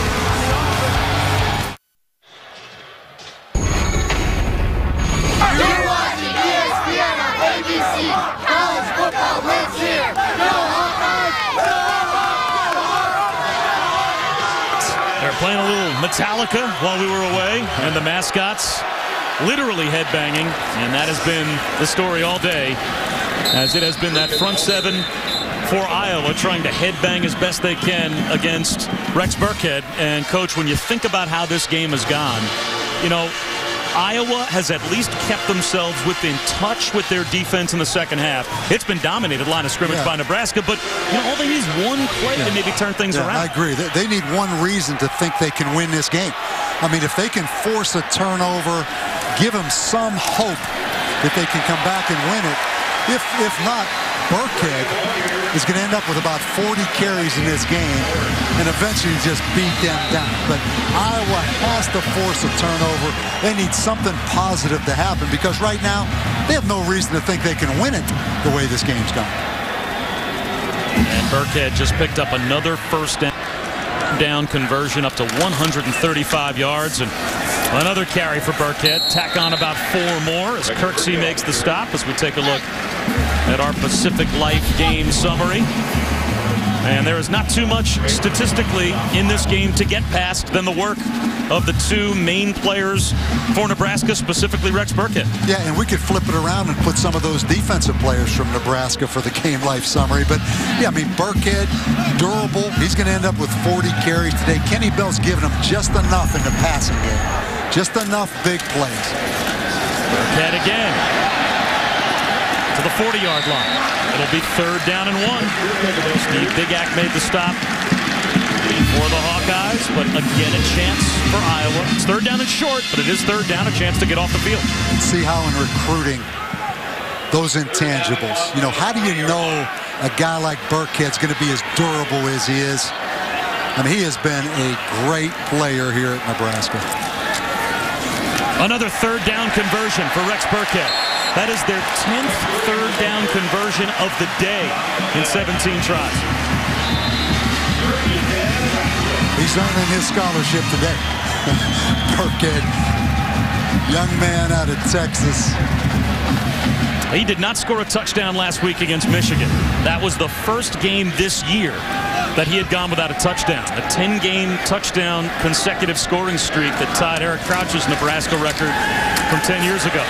And now, putting it up top and finding Kenny Bell is Taylor Martinez. And Bell inside the 35 at about the 33-yard line of Iowa. Finally brought down by Bernstein. Give credit to Tim Beck. Having the courage to throw that ball on 1st down. You're going to look at your slot receiver right here, Kenny Bell. This is a 1st and 10 situation. He's going to run a little corner route. Give him credit for throwing. Letting Taylor Martinez throw it on 1st down. You knew I was up there playing the run. And now they go right back to Burkhead. He hurdles his way down to about the 20-yard line. What a performance by the junior from Plano, Texas. I mean, you've got to love it. I mean, this kid averages 20 carries a game. He's honing in on 40 carries right now, and he's jumping over people late in this game. Tanner Miller goes slow, and Burkhead goes right over the top. 1st and 10 at the 21. Martinez back to throw. Well protected. To about the 5-yard line, down to the 3-yard line goes Anunwa. 1st and goal, Cornhuskers. And that's an old Tom Osborne, Frank Solich play right there. Off the option, off the belly option, the throwback crossing route. That's back in the old days of Nebraska football. 1st and goal at the 2. Dominant performance today by Nebraska, even beyond what the 13-0 score leads you to believe. The toss to Burkhead. Cuts it back up inside at the goal line. He's in. Touchdown, Huskers.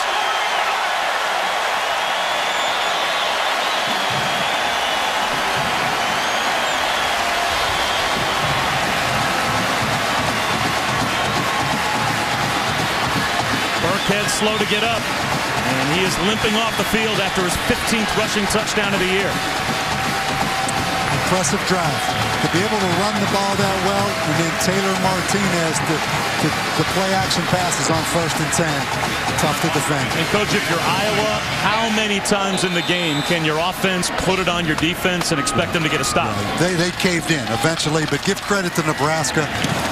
Really executed well. Their best execution of the day on that drive. So Burkhead limps over to the sideline. But he has now scored a touchdown in every game but one this year for Nebraska.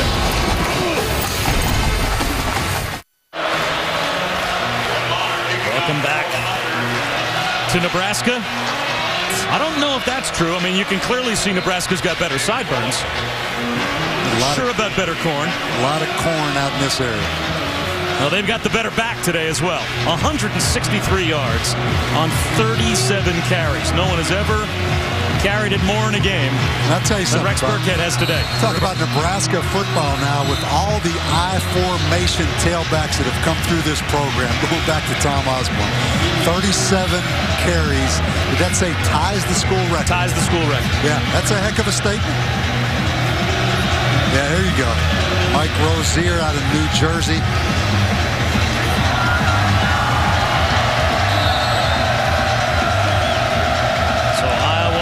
to get the football back, but the goose egg on the scoreboard for the Hawkeyes today, every bit as indicative as a number could be. Their offense has just not been able to move the ball. As we check in with John Saunders. Guys, time now for the Taco Bell studio update. Case Keenum continues to add to the record books, finding Patrick Edwards here 33 yards wide open in for the touchdown. Houston spreads the lead, but Tulsa won't go away.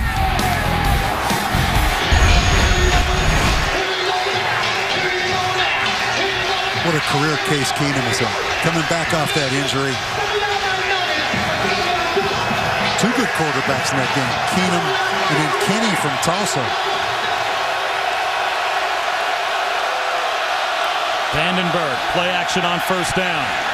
Down the sideline, looking for Martin Manley, and it floats out of bounds, but there's a flag down. That'll be pass interference called against Lance Thorell, who's back in coverage on Kevontae Martin Manley. How many times you see the ball? Defense, number 23. Play 15-yard penalty results in an automatic first down. You see this all the time, Bob. The defensive back is beat a little bit. The ball's underthrown, and the defensive back interferes because his back is turned to the ball, because he panics a little bit. But the underthrown ball causes more pass interference than anything in football. Vandenberg slices it through to Fedorowicz, and he is about a yard shy of a first down. That'll stop the clock with 11:11 to go, and Fedorowicz is shaken up. Looks like his left ankle got twisted as he fell out of bounds on the Nebraska bench.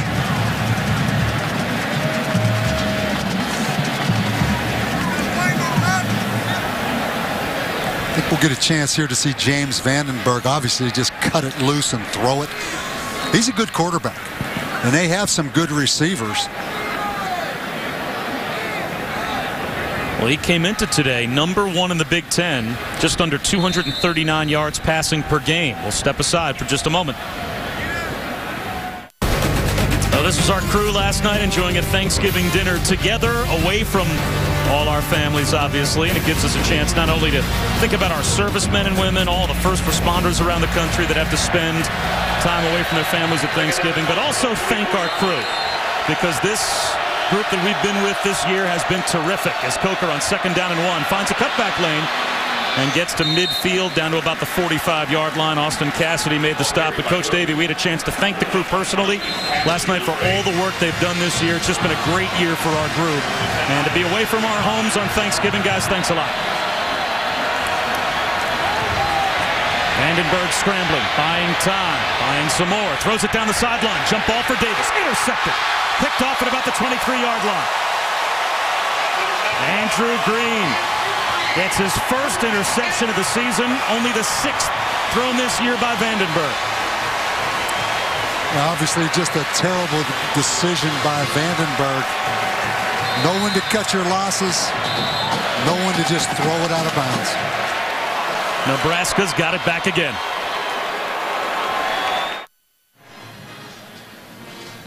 Good luck, Coach Davies. We'll miss you.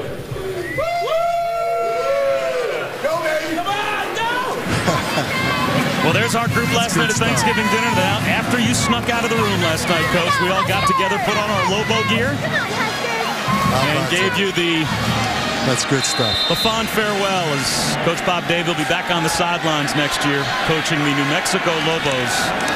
And we will miss him here at ESPN and ABC as Amir Abdullah is dropped after a loss of about 3 by Thomas Nardo. And for Iowa, this has been a struggle in the second half. Did you buy those New Mexico shirts for those guys? We actually made a little call out to your guys in New Mexico. And they did a really nice job to send us all some souvenirs, just to let you know that you found, I guess, about 25 or so diehard Lobo fans will now be spread out across the country based on your crew that worked with you this year. We'll be keeping close tabs on those Lobos next year. I appreciate that. 2nd down at 12.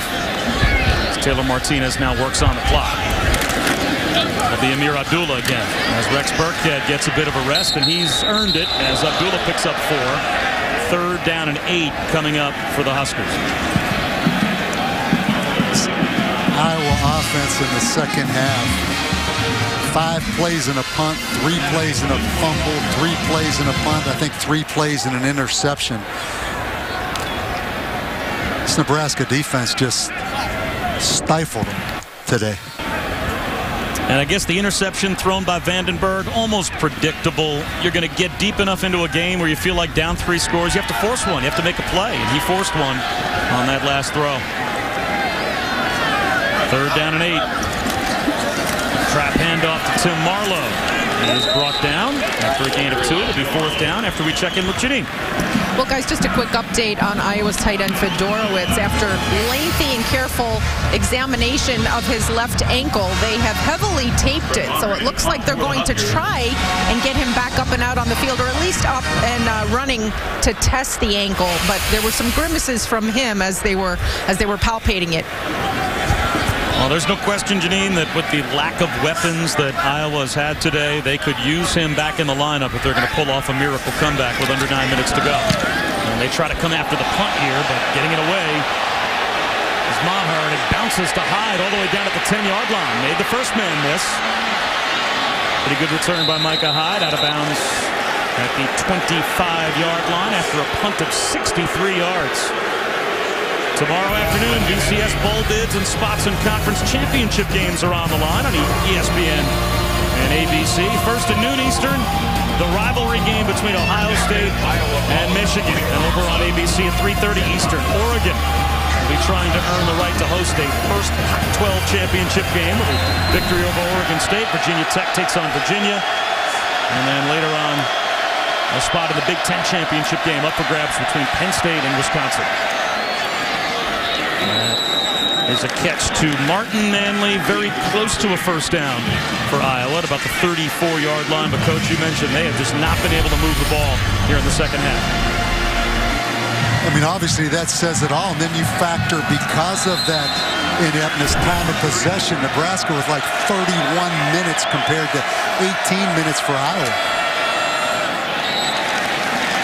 Zach Derby is closely covered by Levante David. It'll be 2nd down and 10. And still not one impactful play made in the game between Vandenberg and Marvin McNutt. They just have not been able to find a way to get number 7 the ball. I think you have to credit, first of all, Carl Pelini, Bo Pelini, schematically. And then you have to credit those 2 corners, Andrew Green and Dennard. They have scheme and they have talent to do multiple things. Vandenberg running for his life, and he's sacked by Levante David. First sack of the day for Nebraska. And it's a loss of about 12. Yeah, Carl Pelini brings both linebackers on the blitz. The first linebacker is going to come, and then you're going to see David on the little cross stunt. McNutt bobbles it, and it's almost taken away. Vandenberg threw it behind Marvin McNutt. Dennard was there in coverage. There's a flag down on the far side of the field at the line of scrimmage.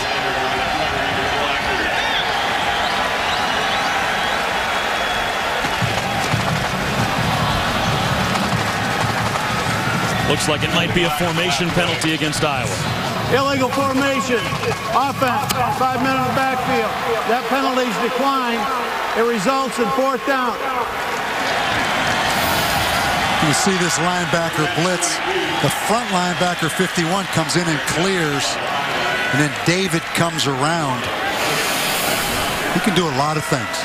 You can see him as an outstanding nickel kind of linebacker, Bob, at the next level in the NFL. Pass coverage, blitzer, do a lot of things. Tim Marlowe calls for a fair catch at the Nebraska 40-yard line. What a day it's been for the Nebraska defense and Levante David. ESPN, the BCS lives here. A couple of teams that will be playing in bowl games when bowl season starts about 3 weeks from now.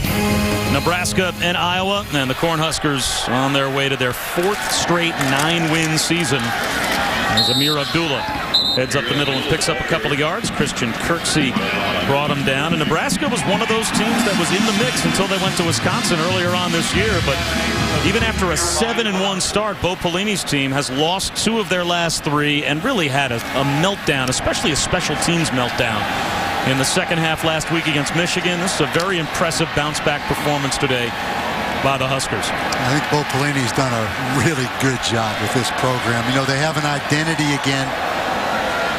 Tough, physical, hard-nosed offense, some option. You know they're going to play great defense.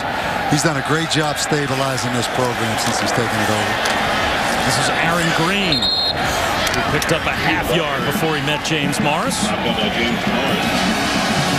Both these teams going to a bowl, like you mentioned, Bob. It'll be so much easier for Nebraska coming off a big, impressive win like this at the end. Iowa will limp into the bowl a little bit, but they'll regroup.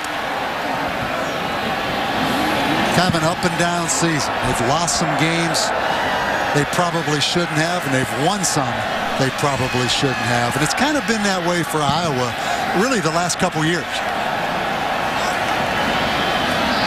3rd down and 8. Martinez gives to one of those true freshman backs, Aaron Green, brought down by Sean Prater. And that will take us down inside of 6 minutes to go, and the Huskers will have to punt it away.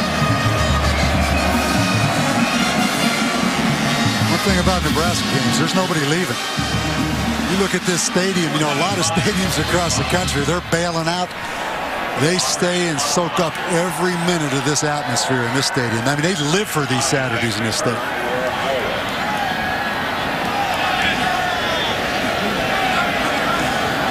Maher to punt it away on what to this point has been, especially after the second half they had last week against Michigan, a flawless day on special teams for the most part for Nebraska, and it stays that way. Maher with a wobbly kick and a terrific kick. And it'll take a forward hop into the end zone.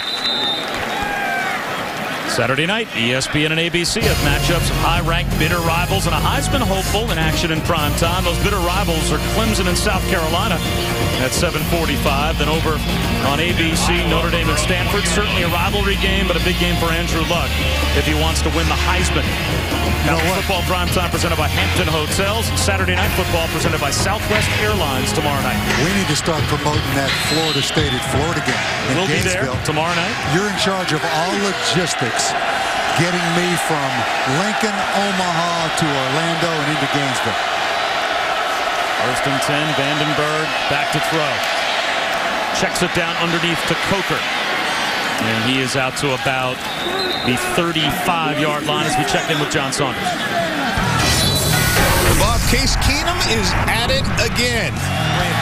Hooking up once more with Patrick Edwards. The last one 33, this one 38 yards as Houston is trying to wrap up a berth in the Conference USA Championship.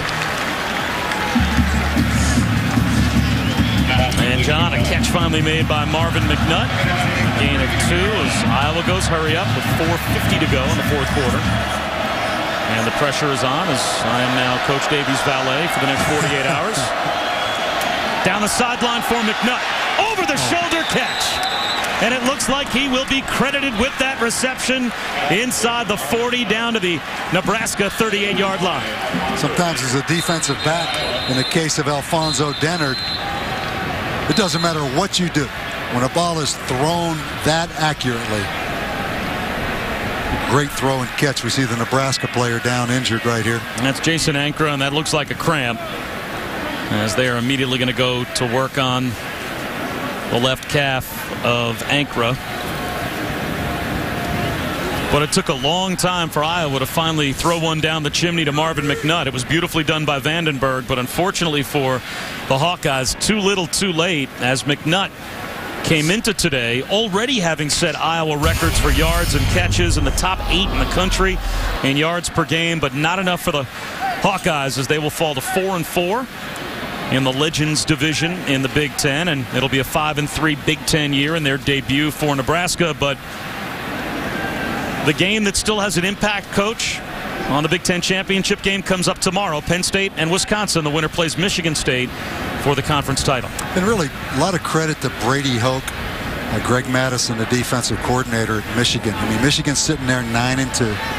Much improved team, particularly on defense.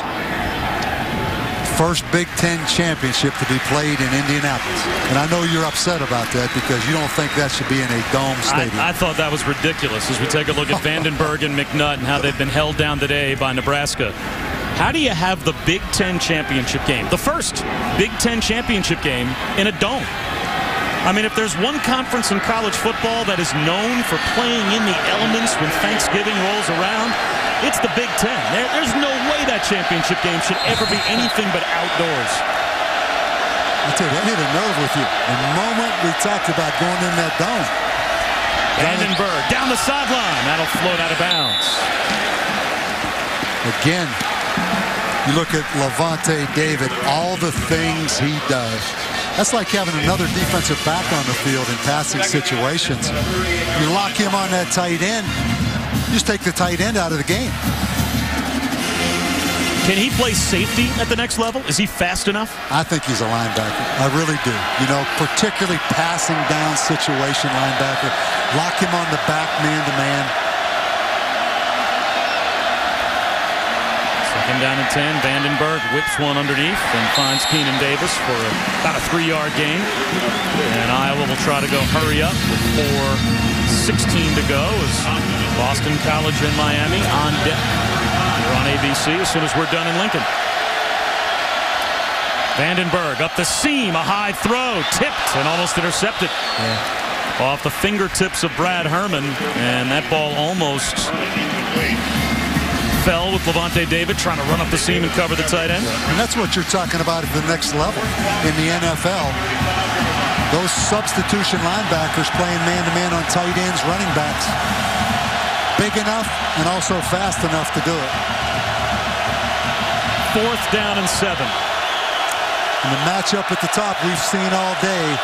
Dennard on McNutt. And Dennard has been a lockdown matchup on McNutt today. Play blown dead as Nebraska will call a defensive timeout before the 4th down and 7 snap. That was their first timeout. You mentioned Alfonso Dennard, Coach. He missed the first 3 games this year with a leg injury, and they feel as if he is a guy that as the season has gone on has rounded into form that really up until maybe 2 or 3 games ago he wasn't himself, the way that some of their other players in the front 7 weren't themselves because of injury. But NFL scouts apparently have come here to look at Dennard plenty, and they like him. Maybe he's a nickel cornerback, but he can take half the field away. Yeah, and he's strong. You know, you're looking at a guy that's over 200 pounds. Strong build. Well, they were 78th in the country in pass defense when he got hurt. And when he came back, they're now in the top 20 in pass defense with him healthy and in the lineup. So it's a pretty big improvement for one guy. 4th and 7. Vandenberg will try and run for it, and he'll get it. A 4th down conversion for Iowa inside the 25 down to the 23-yard line under 4 minutes to go.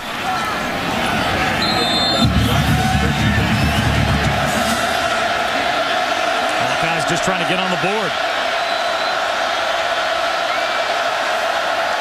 4-man rush. McNutt back left corner of the end zone. Can't catch up with the Vandenberg toss. Again, Dennard was there in coverage.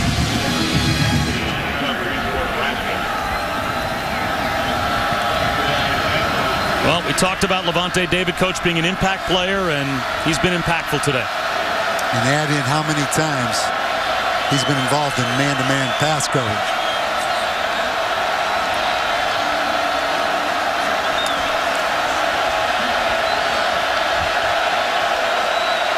You can see here he's locked up here. Man-to-man clears the top of the screen. On the tailback, Marcus Coker, but now a timeout will be called by Iowa offensively.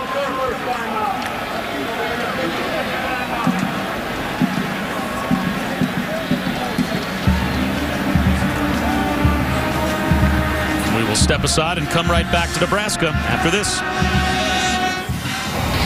ESPN College Football is streaming live on your computer, tablet, or smartphone via WatchESPN.com and the Watch ESPN app. not too many places you can go now where you can't be watching ESPN.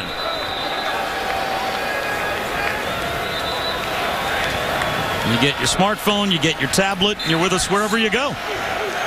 And we are at one of the great spots in college football, and one of the great spots on the American sports landscape. Here in Lincoln, where they love their Huskers, and on senior day, Levante David, senior linebacker, trying to hold on to a shutout defensively after the Iowa timeout. Vandenberg. This time looks for his tight end at the goal line. Hauling it in is Brad Herman. Will they credit him with a catch? And they will. Herman out of bounds at the 1-yard line. That's a tremendous catch. Run a little corner out in behind the corner. Levante David fighting, but just a great throw and even a better catch. Vandenberg lobs one, jump ball in the end zone, incomplete, but a flag comes out. Keenan Davis, the intended receiver. Andrew Green there in coverage.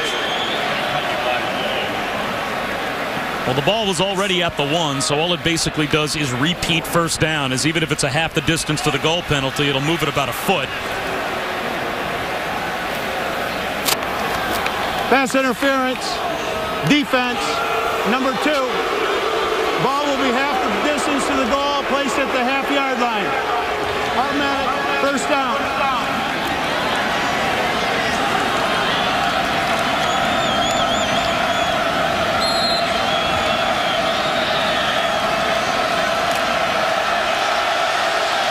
Bring Marcus Coker back in the game at tailback. Quarterback sneak by Vandenberg.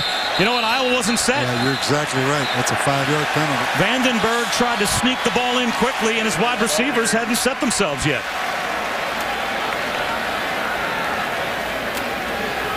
The offense never got set. False or illegal formation. 5-yard penalty. It remains first down. Please reset the game clock. Bob, you said it. They tried to quick snap him. You can see never got set. Now, Coach, is that on the quarterback or is that on those receivers to run out there and get set knowing that the quick snap is coming? No, it's ultimately on that quarterback. Now it's first and goal back outside the 5. Vandenberg, that ball batted at the line, almost intercepted. Another flag comes out. Levante David saw 99 yards of nothing between him and the other end zone if he holds on to the football, but a flag thrown in the end zone. Yeah, this has become painful right here at the end. Holding, defense, number 4, half the distance to the goal. It remains first down. So David draws the flag. So now it's first down again, just inside the 3-yard line. Then we're going to try every yard line inside the 5 one at a time until they settle on one they like. Coker to the edge. Touchdown Hawkeyes.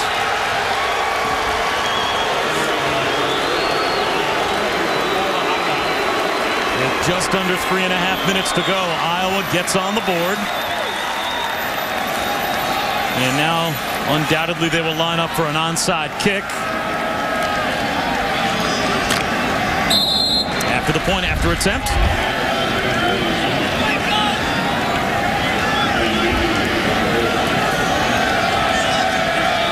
Mike Meyer to make it 20-7. And he knocks it right down the middle. So with 3:26 to go, Iowa a little bit of a pulse as they're down 2 scores, and they'll try an onside kick. The score on just a little outside zone play. Nebraska loses contain. The corner, Andrew Green, gets caught inside. Marcus Coker with his 15th rushing touchdown of the season, but he has been held in check, Coach, as we take a look at your focus points, as has Marvin McNutt. And I don't think there's any question that they accomplished all 3 things. I mean, they've been the stronger, more physical, explosive-looking team up front on both sides of the ball. McNutt has been a non-factor. First real catch came here on the last drive, and they bounced back from last week's second half against Michigan in the kicking game. Nebraska's played outstanding today.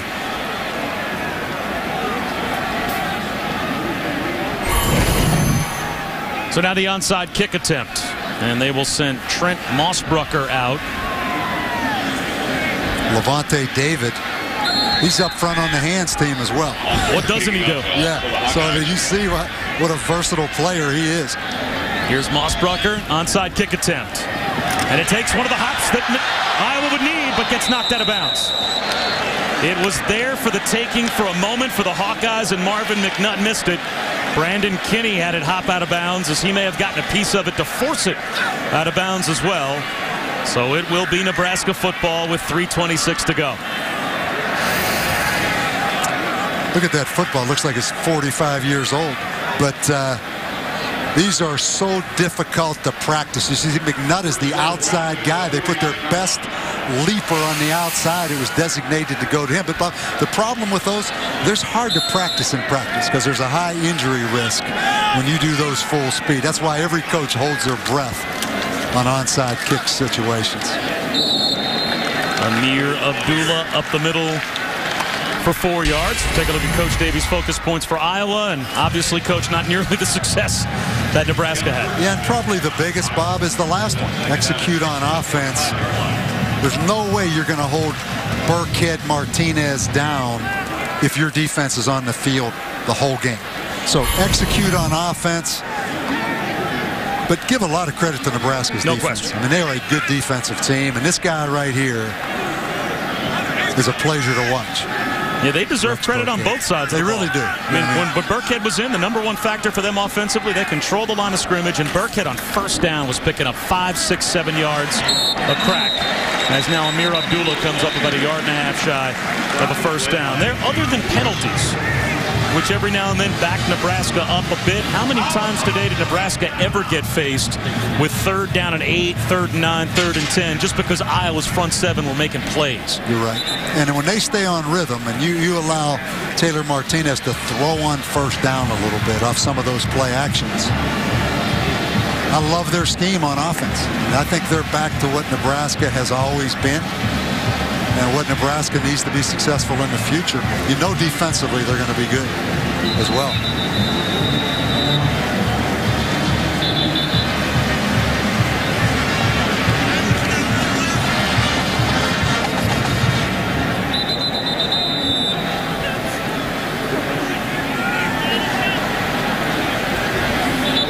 So after the Iowa timeout, the Hawkeyes have forced 3rd down and 2 for Nebraska at Iowa's 41-yard line.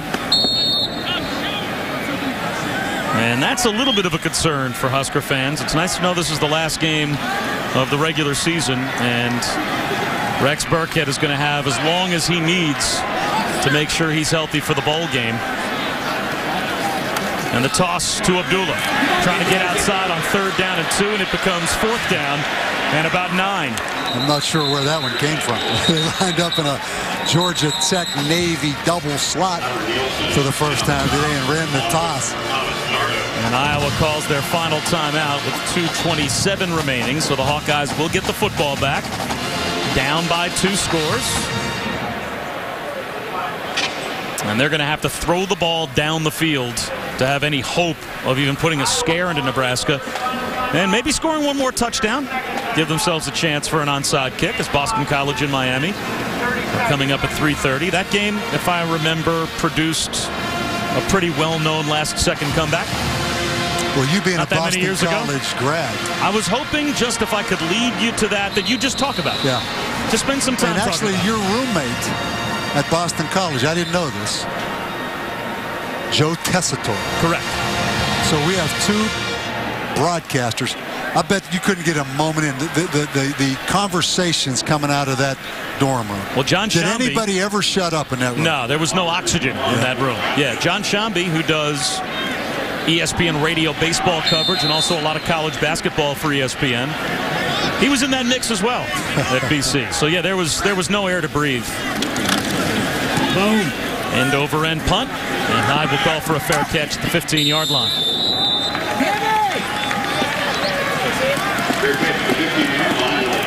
So Tessitore last week was the kiss of BCS death to teams in the tops of the rankings. He was along with Rod Gilmore in Ames, Iowa, to call the Oklahoma State game on Friday night last week. And then on Saturday night, he hoofed it down to Waco and saw Oklahoma go down. I mean, Joe can't step foot inside the state of Oklahoma. He got both teams beat inside of about 24 hours. I'm glad you brought that to everybody's attention. So if you're listening in Oklahoma right now and you see Joe, it's his fault. Vandenberg over the middle, and he hits Keenan Davis in stride. That's a first down. We'll stop the clock after a gain of about 13 out to the 28-yard line. And Vandenberg will try and get his team set. Well, if you can put a touchdown on the board in the next minute and 15, then at least you feel like you've got a pulse, because it'll be another chance for an onside kick. Vandenberg under pressure and throws it away. Tried to get McNutt on a double move, but Alfonso Dennard has not left Marvin McNutt's side for the entire game. It'll be interesting to see Nebraska moving forward. You know, in the Big 12, even back in the Big 8, such a presence in the state of Texas recruiting. They're going to stay in Texas. I mean, they can go anywhere, and they really have to go anywhere to get players. But with the switch to the Big 10, it'll be interesting to see how they tweak their recruiting philosophy a little bit.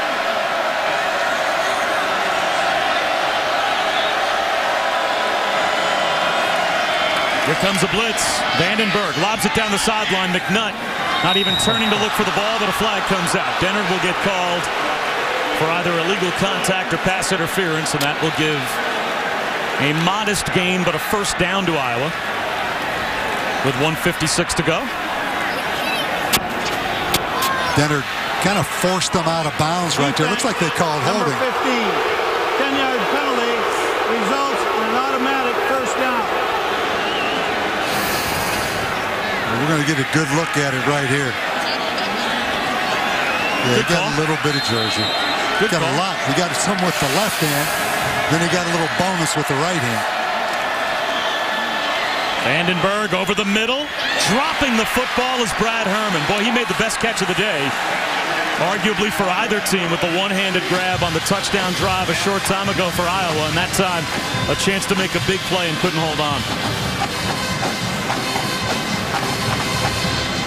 When you're playing with zero margin for error with under 2 minutes to go, that's a play you need to make.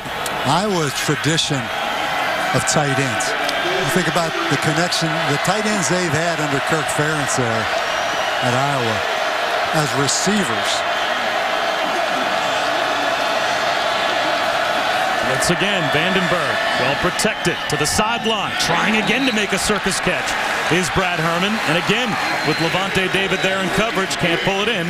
It'll be third down and 10. Now, I don't know if I've seen a game where a linebacker has been involved in as many plays in pass coverage, where the ball was thrown to the guy he's covering. I mean, that doesn't factor into those statistics, but add those to his resume. Levante David, of course, a junior college transfer, so he's a senior, but this is only his second year in the program. Carl Pelini is going to miss him next year. Third down and 10. Play clock down to 4. Iowa out of timeouts. 4-man rush this time. Down the sideline, Keenan Davis on a go route. Incomplete. It'll be fourth down and 10. Dennard has great confidence. You know, when you have that kind of closing speed, you never panic. Where the guy that doesn't have that kind of closing speed panics, he plays it like a receiver.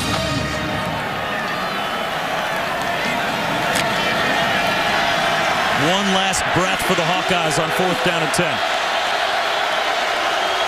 McNutt again to the bottom of your screen. The solo man right to the short side of the field, and there is Dennard.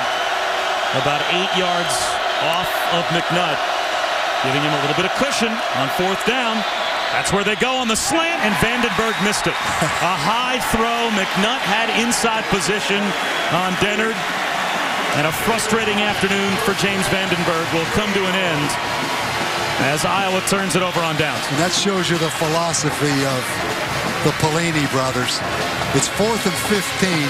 They're up by 13. They come with an all-out blitz on the last fourth down of the game and just lock those guys on man-to-man coverage.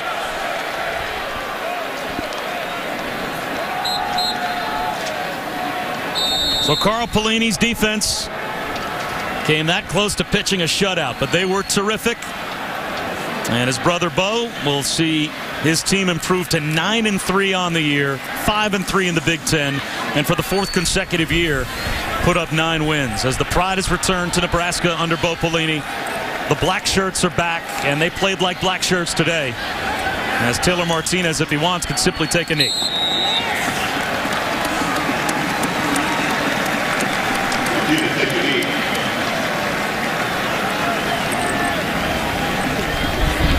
And Kirk Ferentz and Iowa will fall to 7-5 and a 500 record at 4-4 in the Big Ten. And again, they lose coming off of a win. Last week they beat Purdue, and this week they come to Nebraska and drop one. It's been that kind of year for Coach Ferentz's team.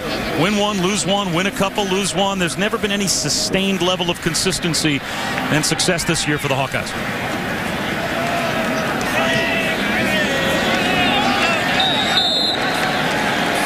I don't think I've ever seen a handoff. I wonder if that counts as a carry for Burkhead right there. Seriously. Broke the record. He had to be close. He broke the record on that right there. That's a heck of a way to break the record, isn't it? Kill the clock and the quarterback turns and hands you the ball. He deserves it, though. And they're making the announcement over the public address to the crowd as we speak. Martinez takes a last knee, and that'll do it. An impressive win by Nebraska. A very impressive defensive performance as well, as the top weapons for Iowa were shut down, and the first ever Heroes Trophy presentation will go to the Cornhuskers. And what will now be referred to as the Heroes game played between these two teams. And Janine is downstairs with the winning coach. Congratulations, Bo. How were you guys able to limit so well Iowa's offensive weapons, especially McNutt? Well, you know, we diverted, so he's a good football player. We diverted a lot of coverage to him, and our corners played well. Our guys executed today. That's a good football team, and happy to come out here with the win. Speaking of execution, what made your offense click, especially the second half?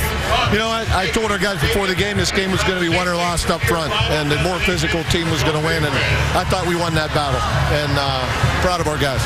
And another 9-win season for you. Congratulations, Bo. Hey, thanks, Janine. Appreciate it. All right, Janine, thanks very much.